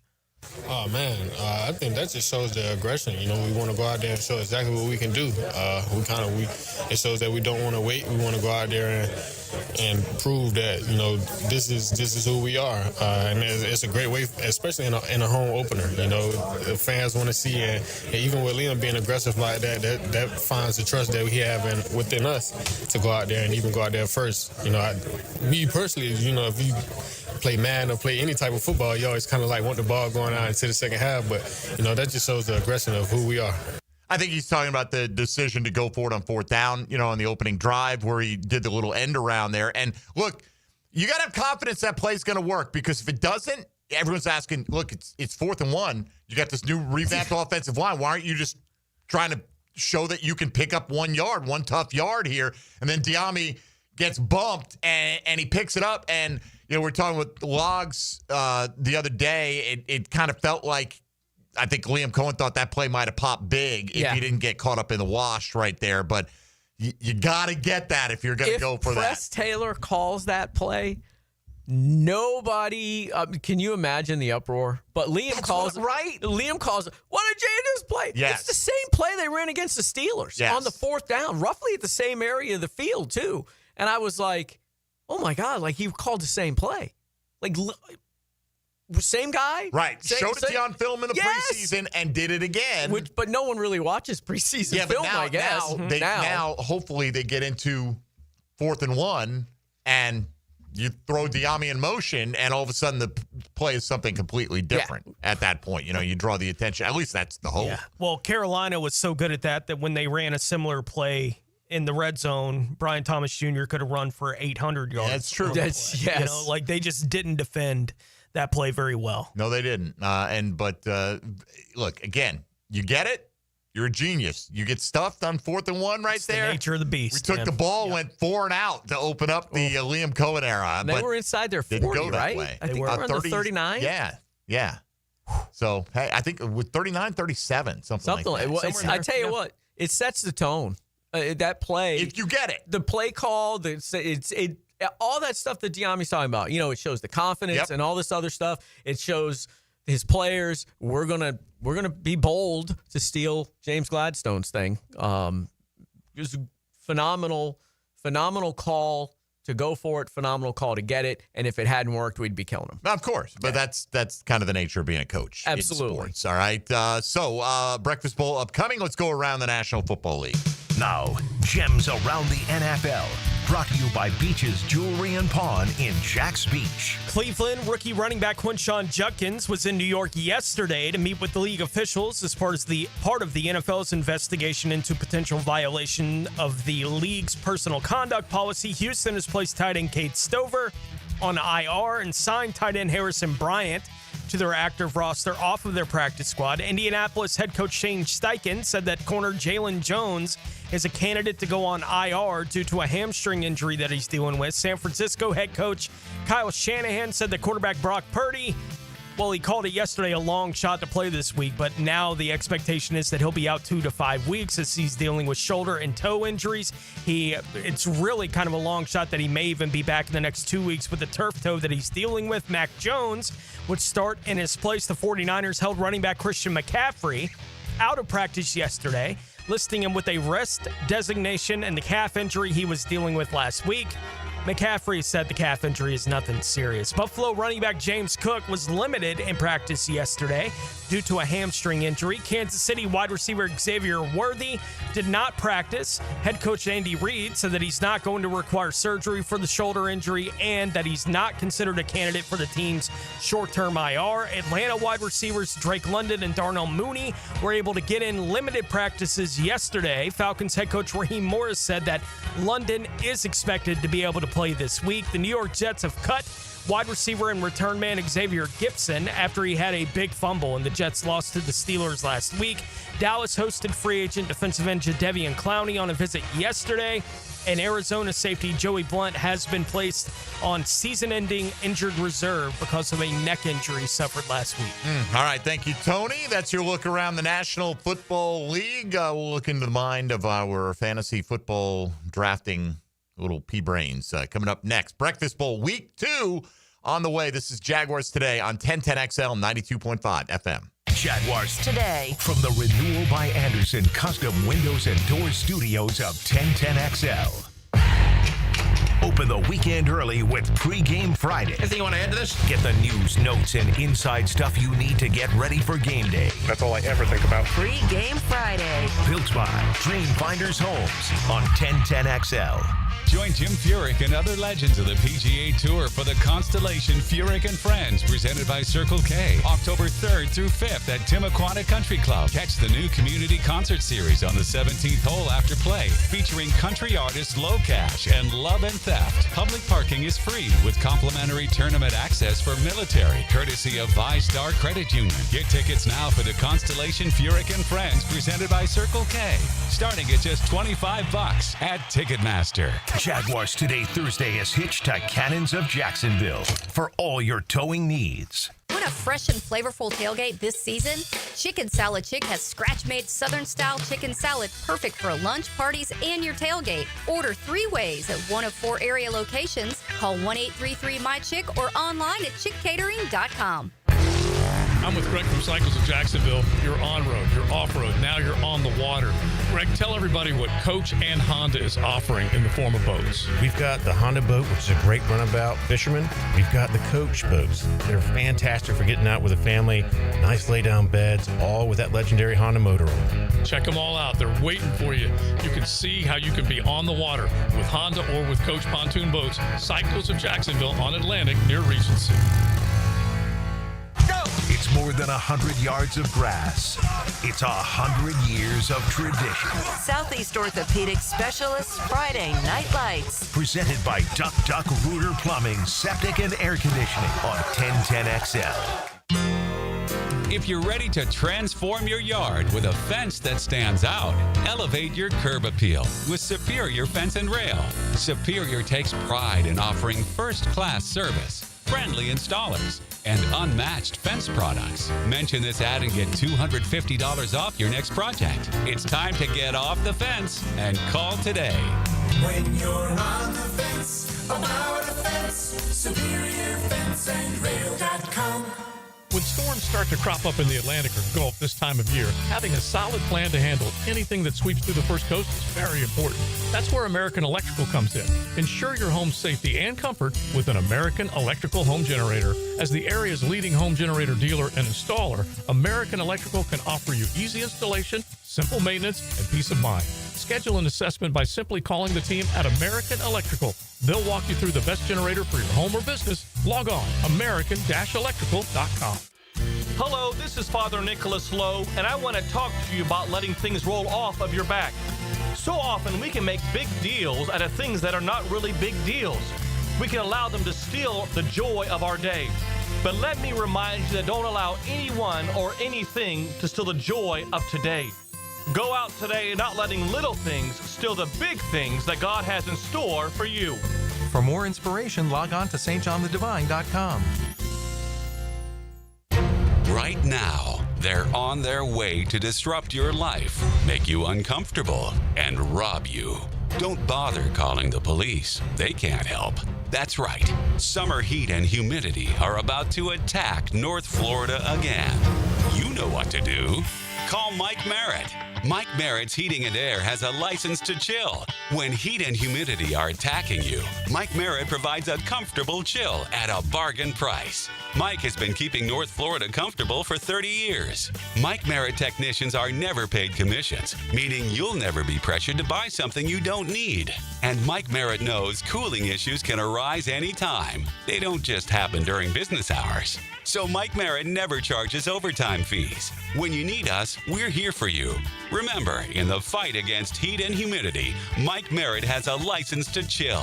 Visit merrittair.com.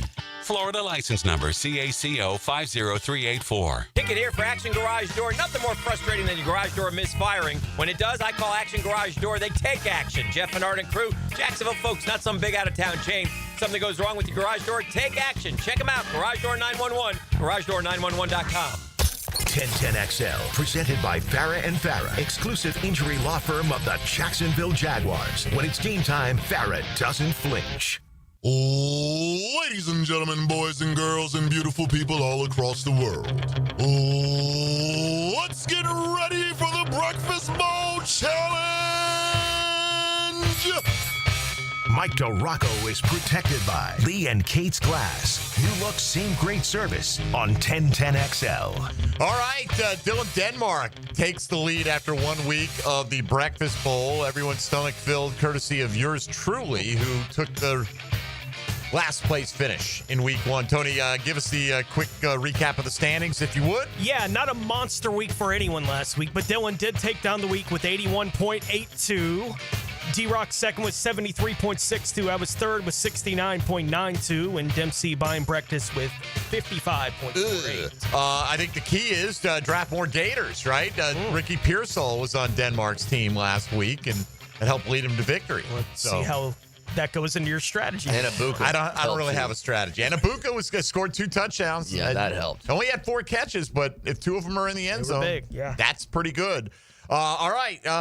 I've been going back and forth on this. I'm going to take Christian McCaffrey first. I mean, it's not ideal because a bunch of weapons are missing in San Francisco. Mac Jones playing quarterback. I'm hoping he dumps it down to him a whole bunch. He had 10 catches. 31 touches, though, indicate to me that he is healthy. I mean, they're not. You can't fake your way to 31 touches. When he plays and he's healthy enough to play and get through a whole game, he's like a walking 20-point factor. So I'm just gonna play him while he's healthy, and that's what I'm gonna do. So Tony, you're up next. I will go Breece Hall. Yeah, Breece Hall's on my short list as well. All right, moving on. D-Rock. Yeah, I'm going to go with Kyron Williams, please. Okay. Kyron Williams it is, and Denmark back-to-back. Everyone went running back so far. Well, Justin Fields. Okay. Quarterback. Like that one, too. And give me DK Metcalf. Wide receiver playing his old team. Well, revenge factor right there. All right, Pittsburgh going up against Seattle. D-Rock, you got Kyron, and you get another pick here. I'm going to go, believe it or not, I'm going to go with boy, what a terrible team they're playing. I'm going to go with Drake May. Drake May. You know, he was on my list. I only list 4 quarterbacks, and because that's all you need to list, and he was definitely one of them. So was Fields, by the way, on my short list. All right, Drake May. It is Tony Smith. By the way, I heard Ben Volen, who covers the Patriots, picked Miami to beat them this week. They've actually kind of dominated the Patriots the last, certainly since Brady left. And Brady struggled with them sometimes. I mean, New England wasn't good now. No, and that game's only a 1-point spread. Right. Which is surprising. But I kind of feel like basically a pick. Miami is on that implosion verge in it for week 2. I mean, they already got Mike McDaniel on the coaching watch. Yes. Right now. So, all right, Tone, Drake May off the board. Who's your selection here? Khalil Shakir. Khalil Shakir. It is. Interesting target distribution for the Bills last week. Keon Coleman with 11. Shakir, Joshua Palmer each got 9 in that game. All right, I'm going to go back-to-back. Here's a guy who doesn't want to finish last again. Give me Josh Allen, the quarterback, and give me Garrett Wilson. Hey, we're all loading up on Jets. At wide receiver. Well, I mean, why not, right? After the Bills defense struggled with a mobile quarterback last week, I would have taken Fields if he had made it back to me here for sure. Tony, quarterback tight end flex is open. Justin Jefferson. All right. Jefferson gone. I would like CD Lamb. You may have CD Lamb. Both of those players on my wide receiver list, but they'll be good at other times this year, I have a feeling. Sure. All right, Dylan, you got Fields, you got Metcalf, you got a running back tight end flex open, you get 2. I'm going to go tight end Travis Kelce. And Give me go ETN. Yeah. Running back. I honestly thought about taking him with the first pick. On the list, yeah. For sure. He was on there on the short list. All right. So scratch him off. Go back to Michael Duraco. I'm going to take Trey McBride. All right. Tony, get a quarterback or a tight end here. Hunter Henry. Okay. Hunter Henry. Let's see here. Well, I'll get my tight end. I'm going to go Tyler Warren. A tight end, first off. And then I'm torn on the flex here. I guess I'll just try to ride the wave. I consider this guy for the first pick as well. Give me James Conner against the Carolina run defense. Yeah, I had him as a possibility. Yeah, honestly, it was CMC, Connor, ETN, and I just said go chalk. That's what I did. Tony, your quarterback.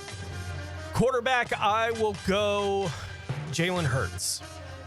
I lied. I had 5 quarterbacks on my list this week, and 4 out of the 5 were taken. So D-Rock, flex for you. Yeah, let me do the Lad McConkey flex. The Lad McDonkey. What? Huh? Yeah, you mean the new Lad McConkey, a.k.a. Keenan Allen. That guy. D-Rock, who's your tight end? McBride. Okay, that's right. Yeah, he's got McBride. Yeah. Dylan, you got the last flex here, buddy. Yeah, let me go Alvin Kamara. Didn't like that passing game usage or lack thereof for Kamara. Not much, no. I always go with Kamara. I mentioned this before. I interviewed him once, had a 15-minute sit down and everything, and he goes, whatever you want. Which one is it? Whatever you want. But I do as long as you don't call me late for dinner. I think the Saints broadcast team calls him Kamara. So I think bitch and Kamara, like back in the day. All right, here's what we got. I'm going Josh Allen, Christian McCaffrey, Garrett Wilson, Tyler Warren, James Conner. We got big bullets going this week. Yeah, Tony Smith going Jalen Hurts, Breece Hall, Khalil Shakir, Hunter Henry, and Justin Jefferson. D-Rock, Drake May. It's a good target of opportunity right there. Kyron Williams, CeeDee Lamb, Trey McBride, and Ladd McConkey. And Dylan Denmark. I don't know why it amuses me. Dylan Denmark goes Justin Fields, Travis Etienne, DK Metcalf, Travis Kelce, and Travis Kamara, because he's cornering the market all the Travises right there. All right, Alvin Kamara is the selection. All right, so the Breakfast Bowl locked up, D-Rock. And, a lesser man than me would bring up the fact that I at least won one game in one of the Jaguars Today fantasy leagues, and it was against you this week. Yes, it was. It's not as front-facing as the Breakfast Bowl, is it there? So who really cares? I got whooped in that game, actually. It wasn't that bad, honestly. No, I think I scored like 112. See what Dylan's auto draft team did to me. Bang the boys. Dylan took me to the shed, left me chained up out there for several days. I think I died of exposure. Have you ever done a league where it's completely auto draft? No. I wonder how. Honestly, it makes me think, like, I don't even know why. I wouldn't even play. I just kind of want to see what it would do. If I had the intention of auto drafting a team, I'd be like, why am I doing this? Yeah, just taking the time. Well, I mean, I tell you, the auto draft teams, I don't know what Taylor did last week, but we had 3 auto draft teams out of 3 leagues, and I lost to 2 of them. So, I would be interested, like, just a 10-team league, nobody, or just, nobody, no money at stake, nothing, just see how it goes. I'd be interested to see how it would work. Curiosity, is the team that you had that won in our listener leagues, is that the running back heavy team, or was it one of the other 2? I had 2 running back heavy teams. One of them is one I played against D-Rock and won. Had I played Justin Fields, who I drafted, I'd be 2-1, but I didn't. So who cares? Let's move on. Back to the Jags here this weekend. D-Rock, somebody brought up, asked a question about the Jags offense relying on Cam Little. Obviously, look, they scored 26 points, right? But I'm concerned maybe too big of a word early in the season. Do they need to convert more of those opportunities? Like, are they settling too much for field goals, or are you happy with 26 points they scored on 6 different drives? Well, I'll take you back to what Liam Cohen said on Monday when I asked him about Cam Little. I hate kicking field goals. He wants to score touchdowns. Sure. So, I mean, they're going to be as aggressive as they possibly can. But I think, Little's a weapon. And there's no doubt that if you're facing a 3rd and 8 and you're at the 35, there's no reason to force anything. If it's there, take it. If it's not, dump it down or whatever, get 6-7 yards. Maybe the guy breaks a tackle, but you've got 3 points in your pocket. So I think that there's no.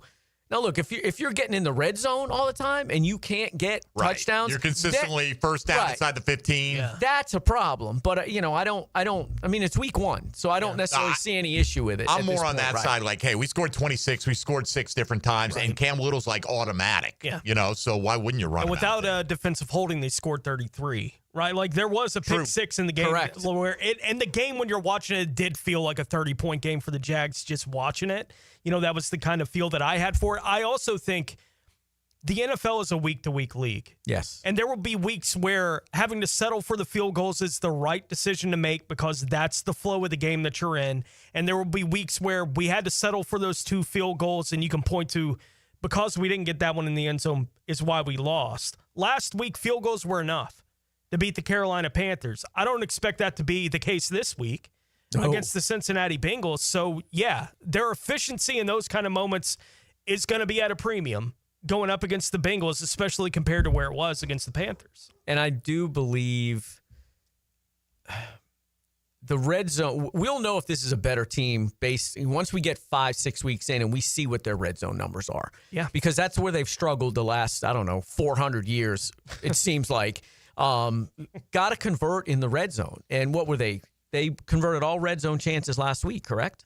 I'm trying to remember. I think they came up short on at least one of them. Okay. I can't remember exactly. I mean, that was a month ago, it seems like. Doesn't it seem like the first game was a month ago already? Everything seems like it was a month ago. or years ago at this point. I don't know. The older I get, the more I'm like, that was really just last 3 days ago? Yeah. Seems like a month. They've got to be better in the red zone. And when you can run the ball, you generally are pretty good in the red zone because then that threat is already there. So we'll see how that goes. And look, one game is way too small a sample size to say this is what they are anywhere. It's encouraging in a lot of areas. 2 of 5 in the red zone last week. They were only 2 of 5. Converting scores into touchdowns. Into touchdowns. Touchdowns. They only had the 2 touchdowns. Okay.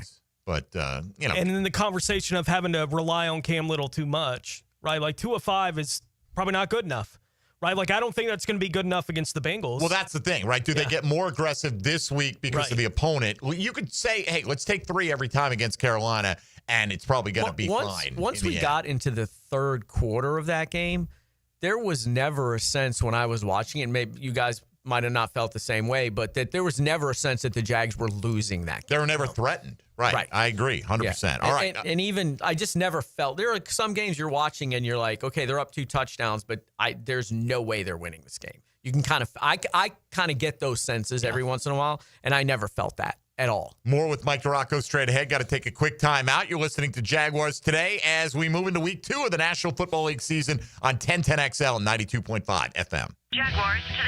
You're at the home of the Jaguars in the Renewal by Anderson Custom Windows and Doors Studios. Superior products, exceptional service. It's a clash of the big cats, spots, and stripes. Who rules the jungle? Find out Sunday at 1. Jaguars, Bengals on the home of the Jaguars, 1010XL. For the greenest, lushest lawn on the block, choose the local legends, Roundtree Sod. Don't just settle for ordinary. Let Roundtree Sod deliver you a picture-perfect lawn. To get a free estimate, call 7414-SOD. 7414-SOD. Jaguars Today Thursday is towed by Cannons of Jacksonville. Frank Frangie here. Nimnick Buick GMC is proud to be the #1 Buick GMC dealer in Jacksonville. Earned by treating customers with courtesy, respect, and fairness. All part of Nimnick's Treating You Right guarantee. The most Buicks, GMCs, and Jacksonville's only Car Bravo dealer. Nobody but Nimnick. For 3 generations, Nimnick has been the place customers keep coming back to. They treat you right, and they give a bunch back to the community. Visit NimnickBuickGMC.com today to learn more or visit their showroom off Phillips Highway. GMC, we are professional grade. Hey, Jacksonville DDH. Dreamfinders Danny Hicken here with the scoop from Dreamfinders Homes, your National Builder of the Year. We've got first-year interest rates as low as 2.99% and homes in 20-plus communities throughout Northeast Florida. If you're house hunting, make sure your first pick Dreamfinders Homes, the proud official home builder of the PGA Tour, the Florida Gators, and your Jacksonville Jaguars. Visit dfhsalesevent.com today and tell them Dreamfinders Danny sent you. Here's hoping for a raise the roof football season.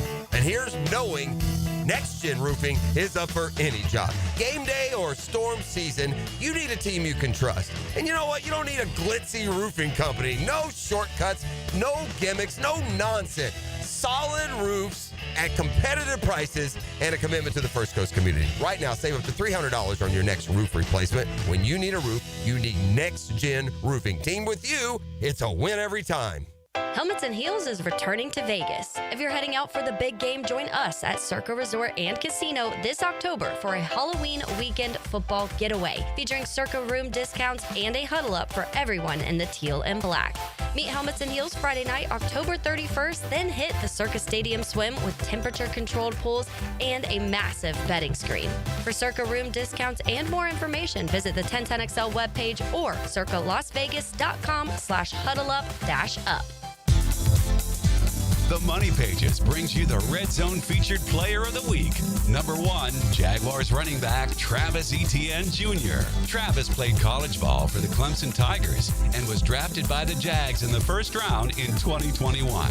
Pick up this week's Jags game program with a commemorative ticket of Travis Etienne inside. Download the Money Pages app for weekly specials. Money Pages, official sponsor of your Jacksonville Jaguars.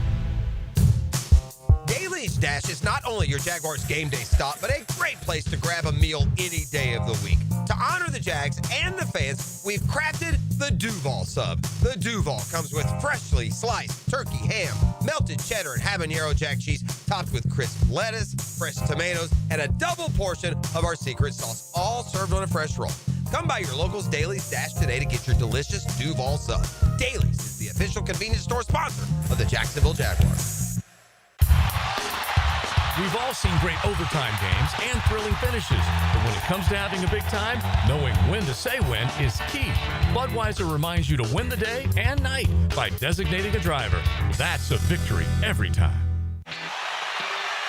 This football season, Hurricane Grill and Wings is your game day getaway. Catch every play with the perfect drink in hand. Handcrafted cocktails like the Millionaire Margarita, Spicy Guavarita, Old Fashioned, or the Red Bullerita. Beer more your style to watch the games? Enjoy an ice cold Bud Light. Game day cocktails and Bud Light specials are here all season long at Hurricane Grill and Wings. Find a restaurant near you at hurricanewings.com. 1010XL, presented by Farah and Farah, exclusive injury law firm of the Jacksonville Jaguars. Focused, fueled, fearless, Farah. Mike DeRocco is protected by Lee and Kate's Glass. New look, same great service on 1010XL. Congrats to Foye Oluokun. Should have mentioned that earlier. Of course, you probably heard all about that yesterday. Defensive Player of the Week for his well-deserved 10-tackle interception performance, forced fumble as well. So had a little. Jordan Lewis doesn't get that penalty. He probably ends up winning it, possibly. Well, honestly, if Jordan Lewis doesn't get that penalty, I wonder if Dewey Wingard isn't Defensive Player of the Week, because he had like 7 tackles in the game. Then he'd have a pick 6 on top of that, which would trump just an interception from Foye. I bet Dewey might have been at least a finalist for Defensive Player of the Week. You get 2 turnovers. Foye had the 2, and then Lewis but a pick had the 6, 2. man. Anytime you get the points on the board, That's true. It's a big, it's a vote grabber. But either way, look, we had a lot of good performances, including from Jordan Lewis, as you pointed out. Anthony Campanelle speaking this morning on Lewis said he's extremely valuable, unique person because he has unbelievable leadership, great communicator, like he had discussed earlier today about Foye. We can't have enough. Mike, all I heard about Eric Murray was about his communication skills. And nobody talked about Eric Murray can make plays, right? At least nobody was telling me that as I was asking about they him. really raved about the communication. The communication, right? And the fact that he's always where he's supposed to be. Right, which is great. Oh, that's good, but I'm not paying big money for a coach on the field here, right? That's a bonus. You got to be able to play first and foremost. And we did a poll yesterday, and myself, Tony, Osh, all agreed in terms of the guy that surpassed our expectations in week 1 the most was Eric Murray, because I didn't see him making as many plays on the ball as he did. Breaking up that play to Hunter Renfrow, I thought was like textbook. The NFL should take that film and teach it every year when they talk about avoiding, guys in defenseless positions and things like that. So, but the bottom line is a lot of newcomers made a big impact on this team in week 1. Phenomenal. Him, Jordan Lewis, for sure. Absolutely. And you look at the 2 offensive linemen, Makari and Hainsey, without question. No pressures allowed. Right. We got Hunter Long with his first touchdown catch. Isn't that crazy? What did he play, Tony? 6 snaps in the game? Yeah. 6 snaps. Yeah. And then you've got, Chuma Edoga comes in and plays some extra tight end there. Agba had a tackle. Smoot is a newcomer. He has the sack. So, the guys they brought in, almost all of them made impact. What did you think of Colin Saunders? And what do you give me your thoughts right now on the defensive tackle position as a whole? Okay. I thought Eric Armstead played okay. That's their biggest weakness on the defensive side of the ball, without question. I don't know. Biggest weakness being that position group, or stopping the run, or just the position group. Okay. And I thought Colin Saunders is all right. I mean, you know what you're getting with Colin Saunders. You're not expecting him to be in a passer's face. I mean, he's got to take up some room there. And they did okay against the run. Not great. I did feel like there was, at least even on the runs that picked up some yards, I felt like there was a lot of traffic by the defensive tackles in there. There weren't as many turn around, and as soon as Chuba gets the ball, you're like, oh, I didn't see a lot of gaping holes. That's what I'm saying, right? There was a lot more congestion being created in there. Yeah. It needs to be better, but correct. I didn't think it was horrible. No, and I think Foye cleaned up a lot of that stuff too, as he normally does. As he does, yeah. right. That's so, Foye. But that's got to be better, and they've got to get, like we talked about earlier, got to get some push on passing downs up the middle, get somebody in Burrow's face. If they get more push in the middle, those outside guys are going to end up with more sacks. That's just the way it always works. So. What do you make of Devin Lloyd v. Ventrell Miller? Their usage. Yeah, it looks out. like a pretty solid rotation that they're bringing in there. And I saw Lloyd go after the quarterback a bunch, which I think is probably the better way to use him than to allow him to kind of run around out there. Third medium to long, Ventrell's going to be out there. Yes, which is the smart thing to do there, without question. Because, we've talked about Devin Lloyd having some issues and getting a little bit lost in coverage. So don't put him in that position too often to hurt you. All right, let's do this. We'll break a minute or two early so we can come back, have a little extra time on the other side to talk with Mike Duraco from ESPN and look at our question of the day. Which aspect of the Jags that we laid out this morning do we have the most confidence in to have some success when they go up to Cincinnati on Sunday? We'll check in on today's poll question as well, presented by Chad and Sandy Real Estate. You're listening to Jaguars Today.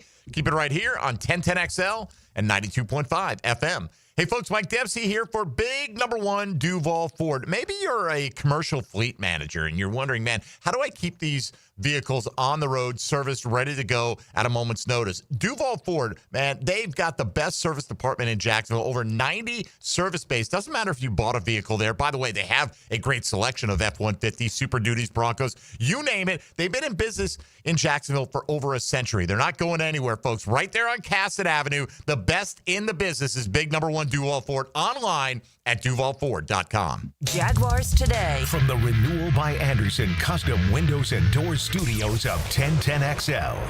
Introducing the Jag Stack at Firehouse Subs. So bold, it's named after the home team. Stacked with honey ham, smoked turkey, roast beef, provolone, fresh veggies, and the new Duval drizzle sauce. For a limited time at your local Firehouse Subs, there's only one hottest sub in Duval. Jaguars Today, Thursday. Brought to you by Cannons of Jacksonville. Clean air, cool air, both are extremely important.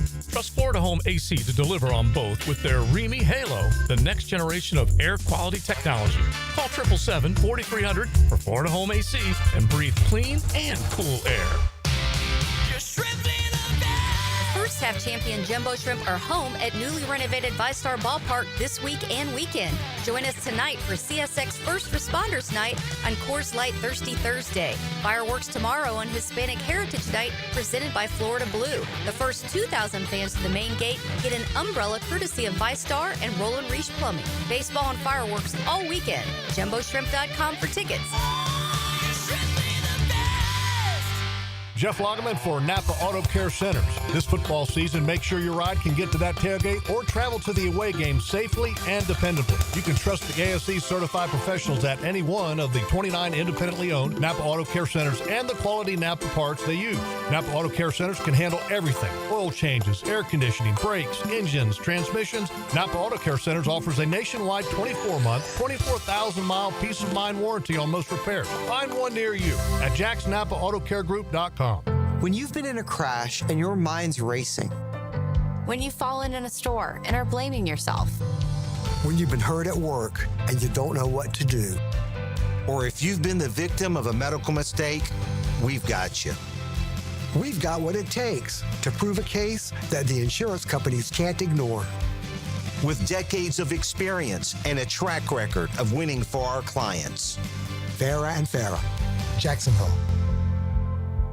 Prosser here for Lifetime Enclosures and Lifetime Flooring. Football season finally upon us, and with that comes cooler weather. If you've been wanting to upgrade your outdoor living space, you should call the experts at Lifetime Enclosures now.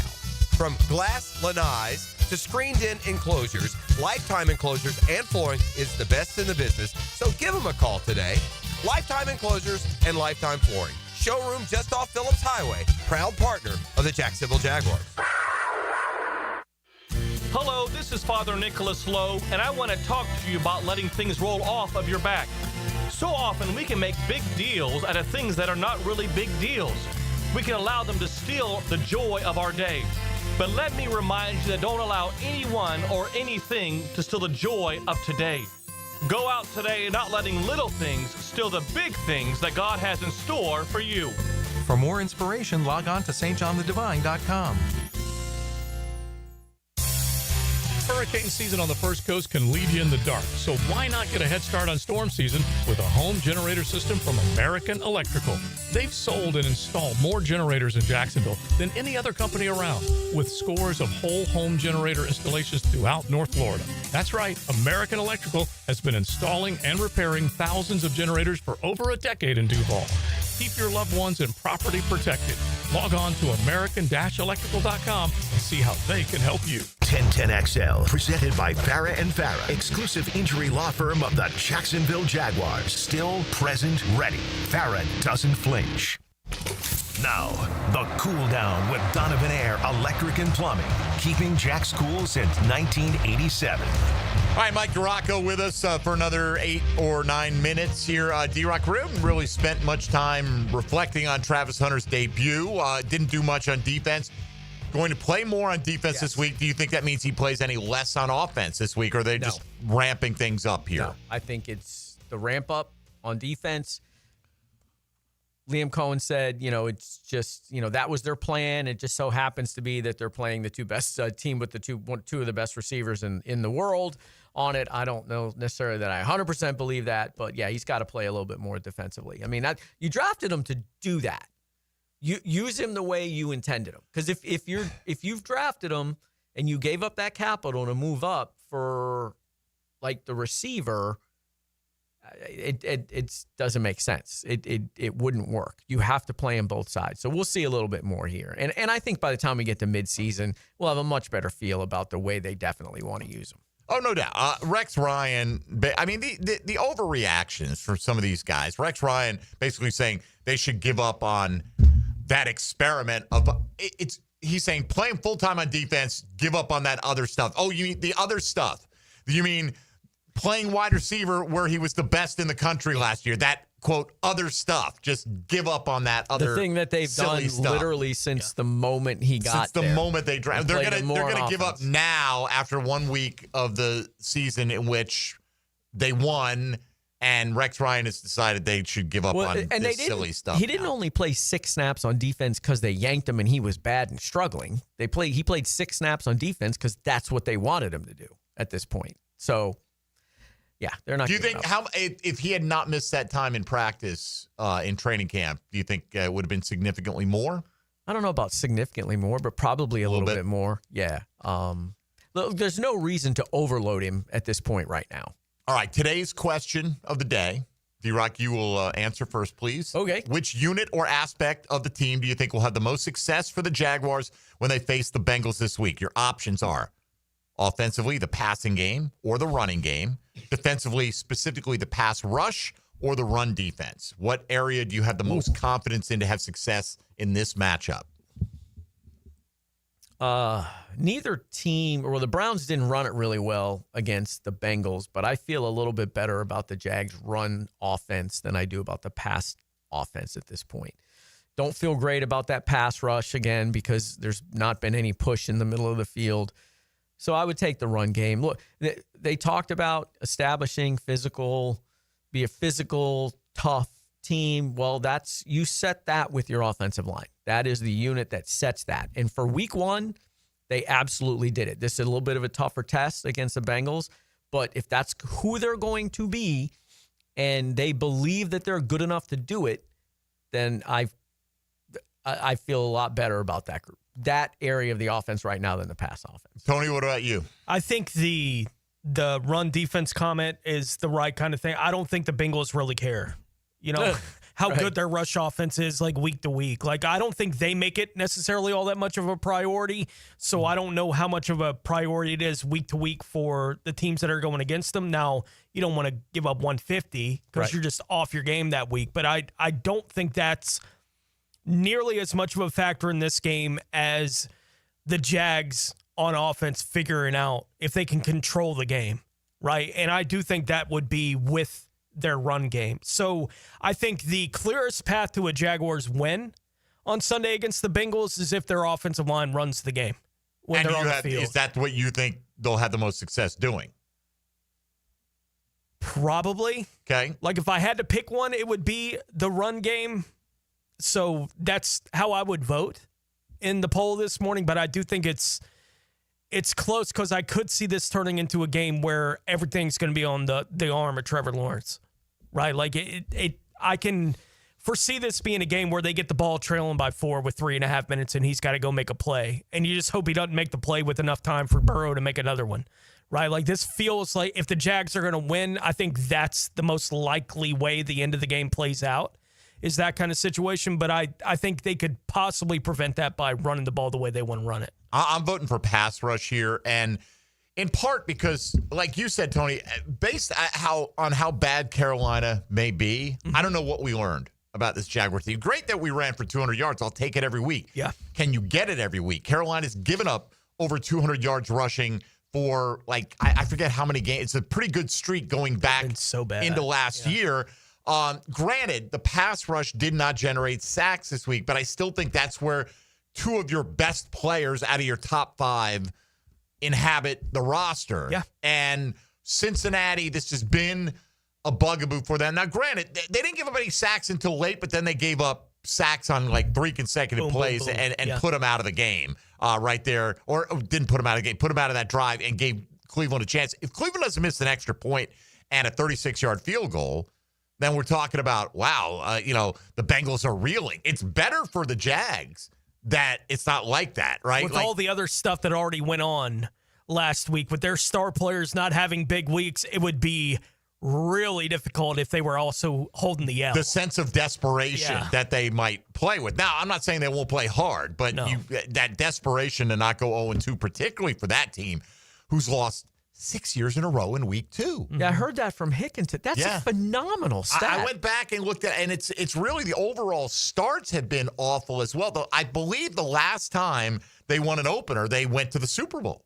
So that's, and granted, so they've started 0 whatever. They've started 1-4. They've started just terribly. And a lot. We talked with Jeff Hobson yesterday of Bengals.com. Oh, he's a good dude, like Jeff. Yeah, and he did not say hi to you. He did say hi to Ozier, however. What? So he passed that along. He calls me every year for mock draft stuff. I'm just saying he passed that along. But please do say hi to Johnny O, and we did. So there you have it. But I don't even know what the point Those was. website writers sticking together. We're making at this point. But all right, D-Rod, what's your prediction for the game this week, if you're willing to make it today? Yeah, I said back in May when the schedule came out, I thought they would go up and win this game, mainly because the Bengals have struggled in September. So I'm going to stick with that, and I'll stick with a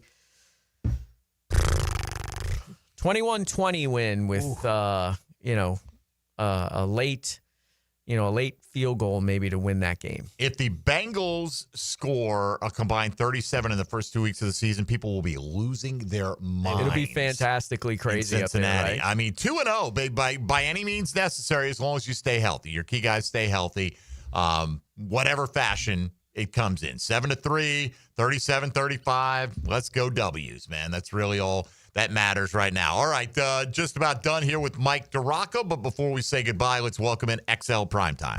Now, the 2-minute drill is driven by nobody but Nimnicht. Nimnicht Chevrolet on Cassett Avenue and Nimnicht Buick GMC on Phillips Highway. All right, Matt Hayes is here. Hello, Matt. How are you? Morning, fellas. D-Rock always just puts a smile on your face, doesn't he? He does. I really do. He really does. He'll tell you. Just ask him. So what's up on the program today? You guys got a lot to choose from. We got Eddie O coming on today. Oh, love it. Yeah.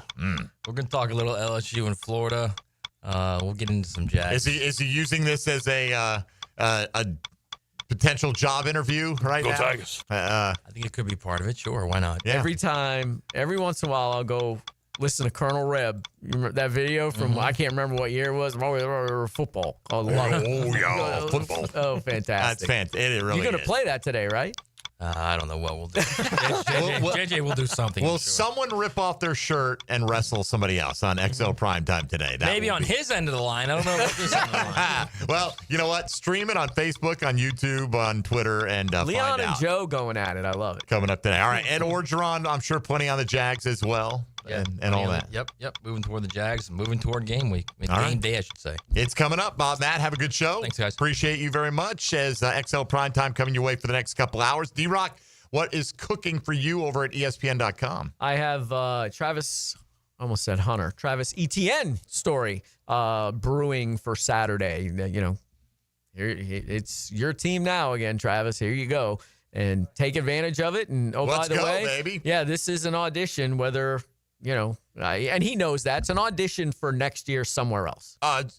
Is it 100% so? Like, I say that it went from 1% chance to maybe 5% chance. That I leave open the possibility that if he has sign him, if he has this kind of a special year. I'm not saying he's going to average 9 yards a carry every week. But but I mean, he runs for 1,500 yards, 1,400 yards. If you're talking about, or has, whatever, 1,800, 1,900 all-purpose yards. That's $10+ million a year he probably could get on the open market. And I don't think the Jags are willing to I'm spend that on 95% a of the way run there back. with you. 95%. Yeah, I think he's probably somewhere else. Especially if Toot and Quint become the players that they think they will be. All right, for the poll today, 41% of people agree with you guys there, have the most confidence in the running game for the Jags. Pass rush pulling in 25.7%, just ahead of the passing game at 25.2%. Only 8% believe the run defense is going to have the most success out of those units this week. We shall see. Let's hope Chase Brown stays on that 2 yards per carry trajectory. That'll do it for us today. Thanks to Mike DiRocco. D-Rock, have a great week. And we'll have Tom McManus in tomorrow as we'll do Keys to Victory Friday and do our confidence picks and all that good stuff. For Tony Smith, Dylan Denmark, and D-Rock, I'm Mike Dempsey. Thank you for listening to Jaguars Today here on 1010XL. And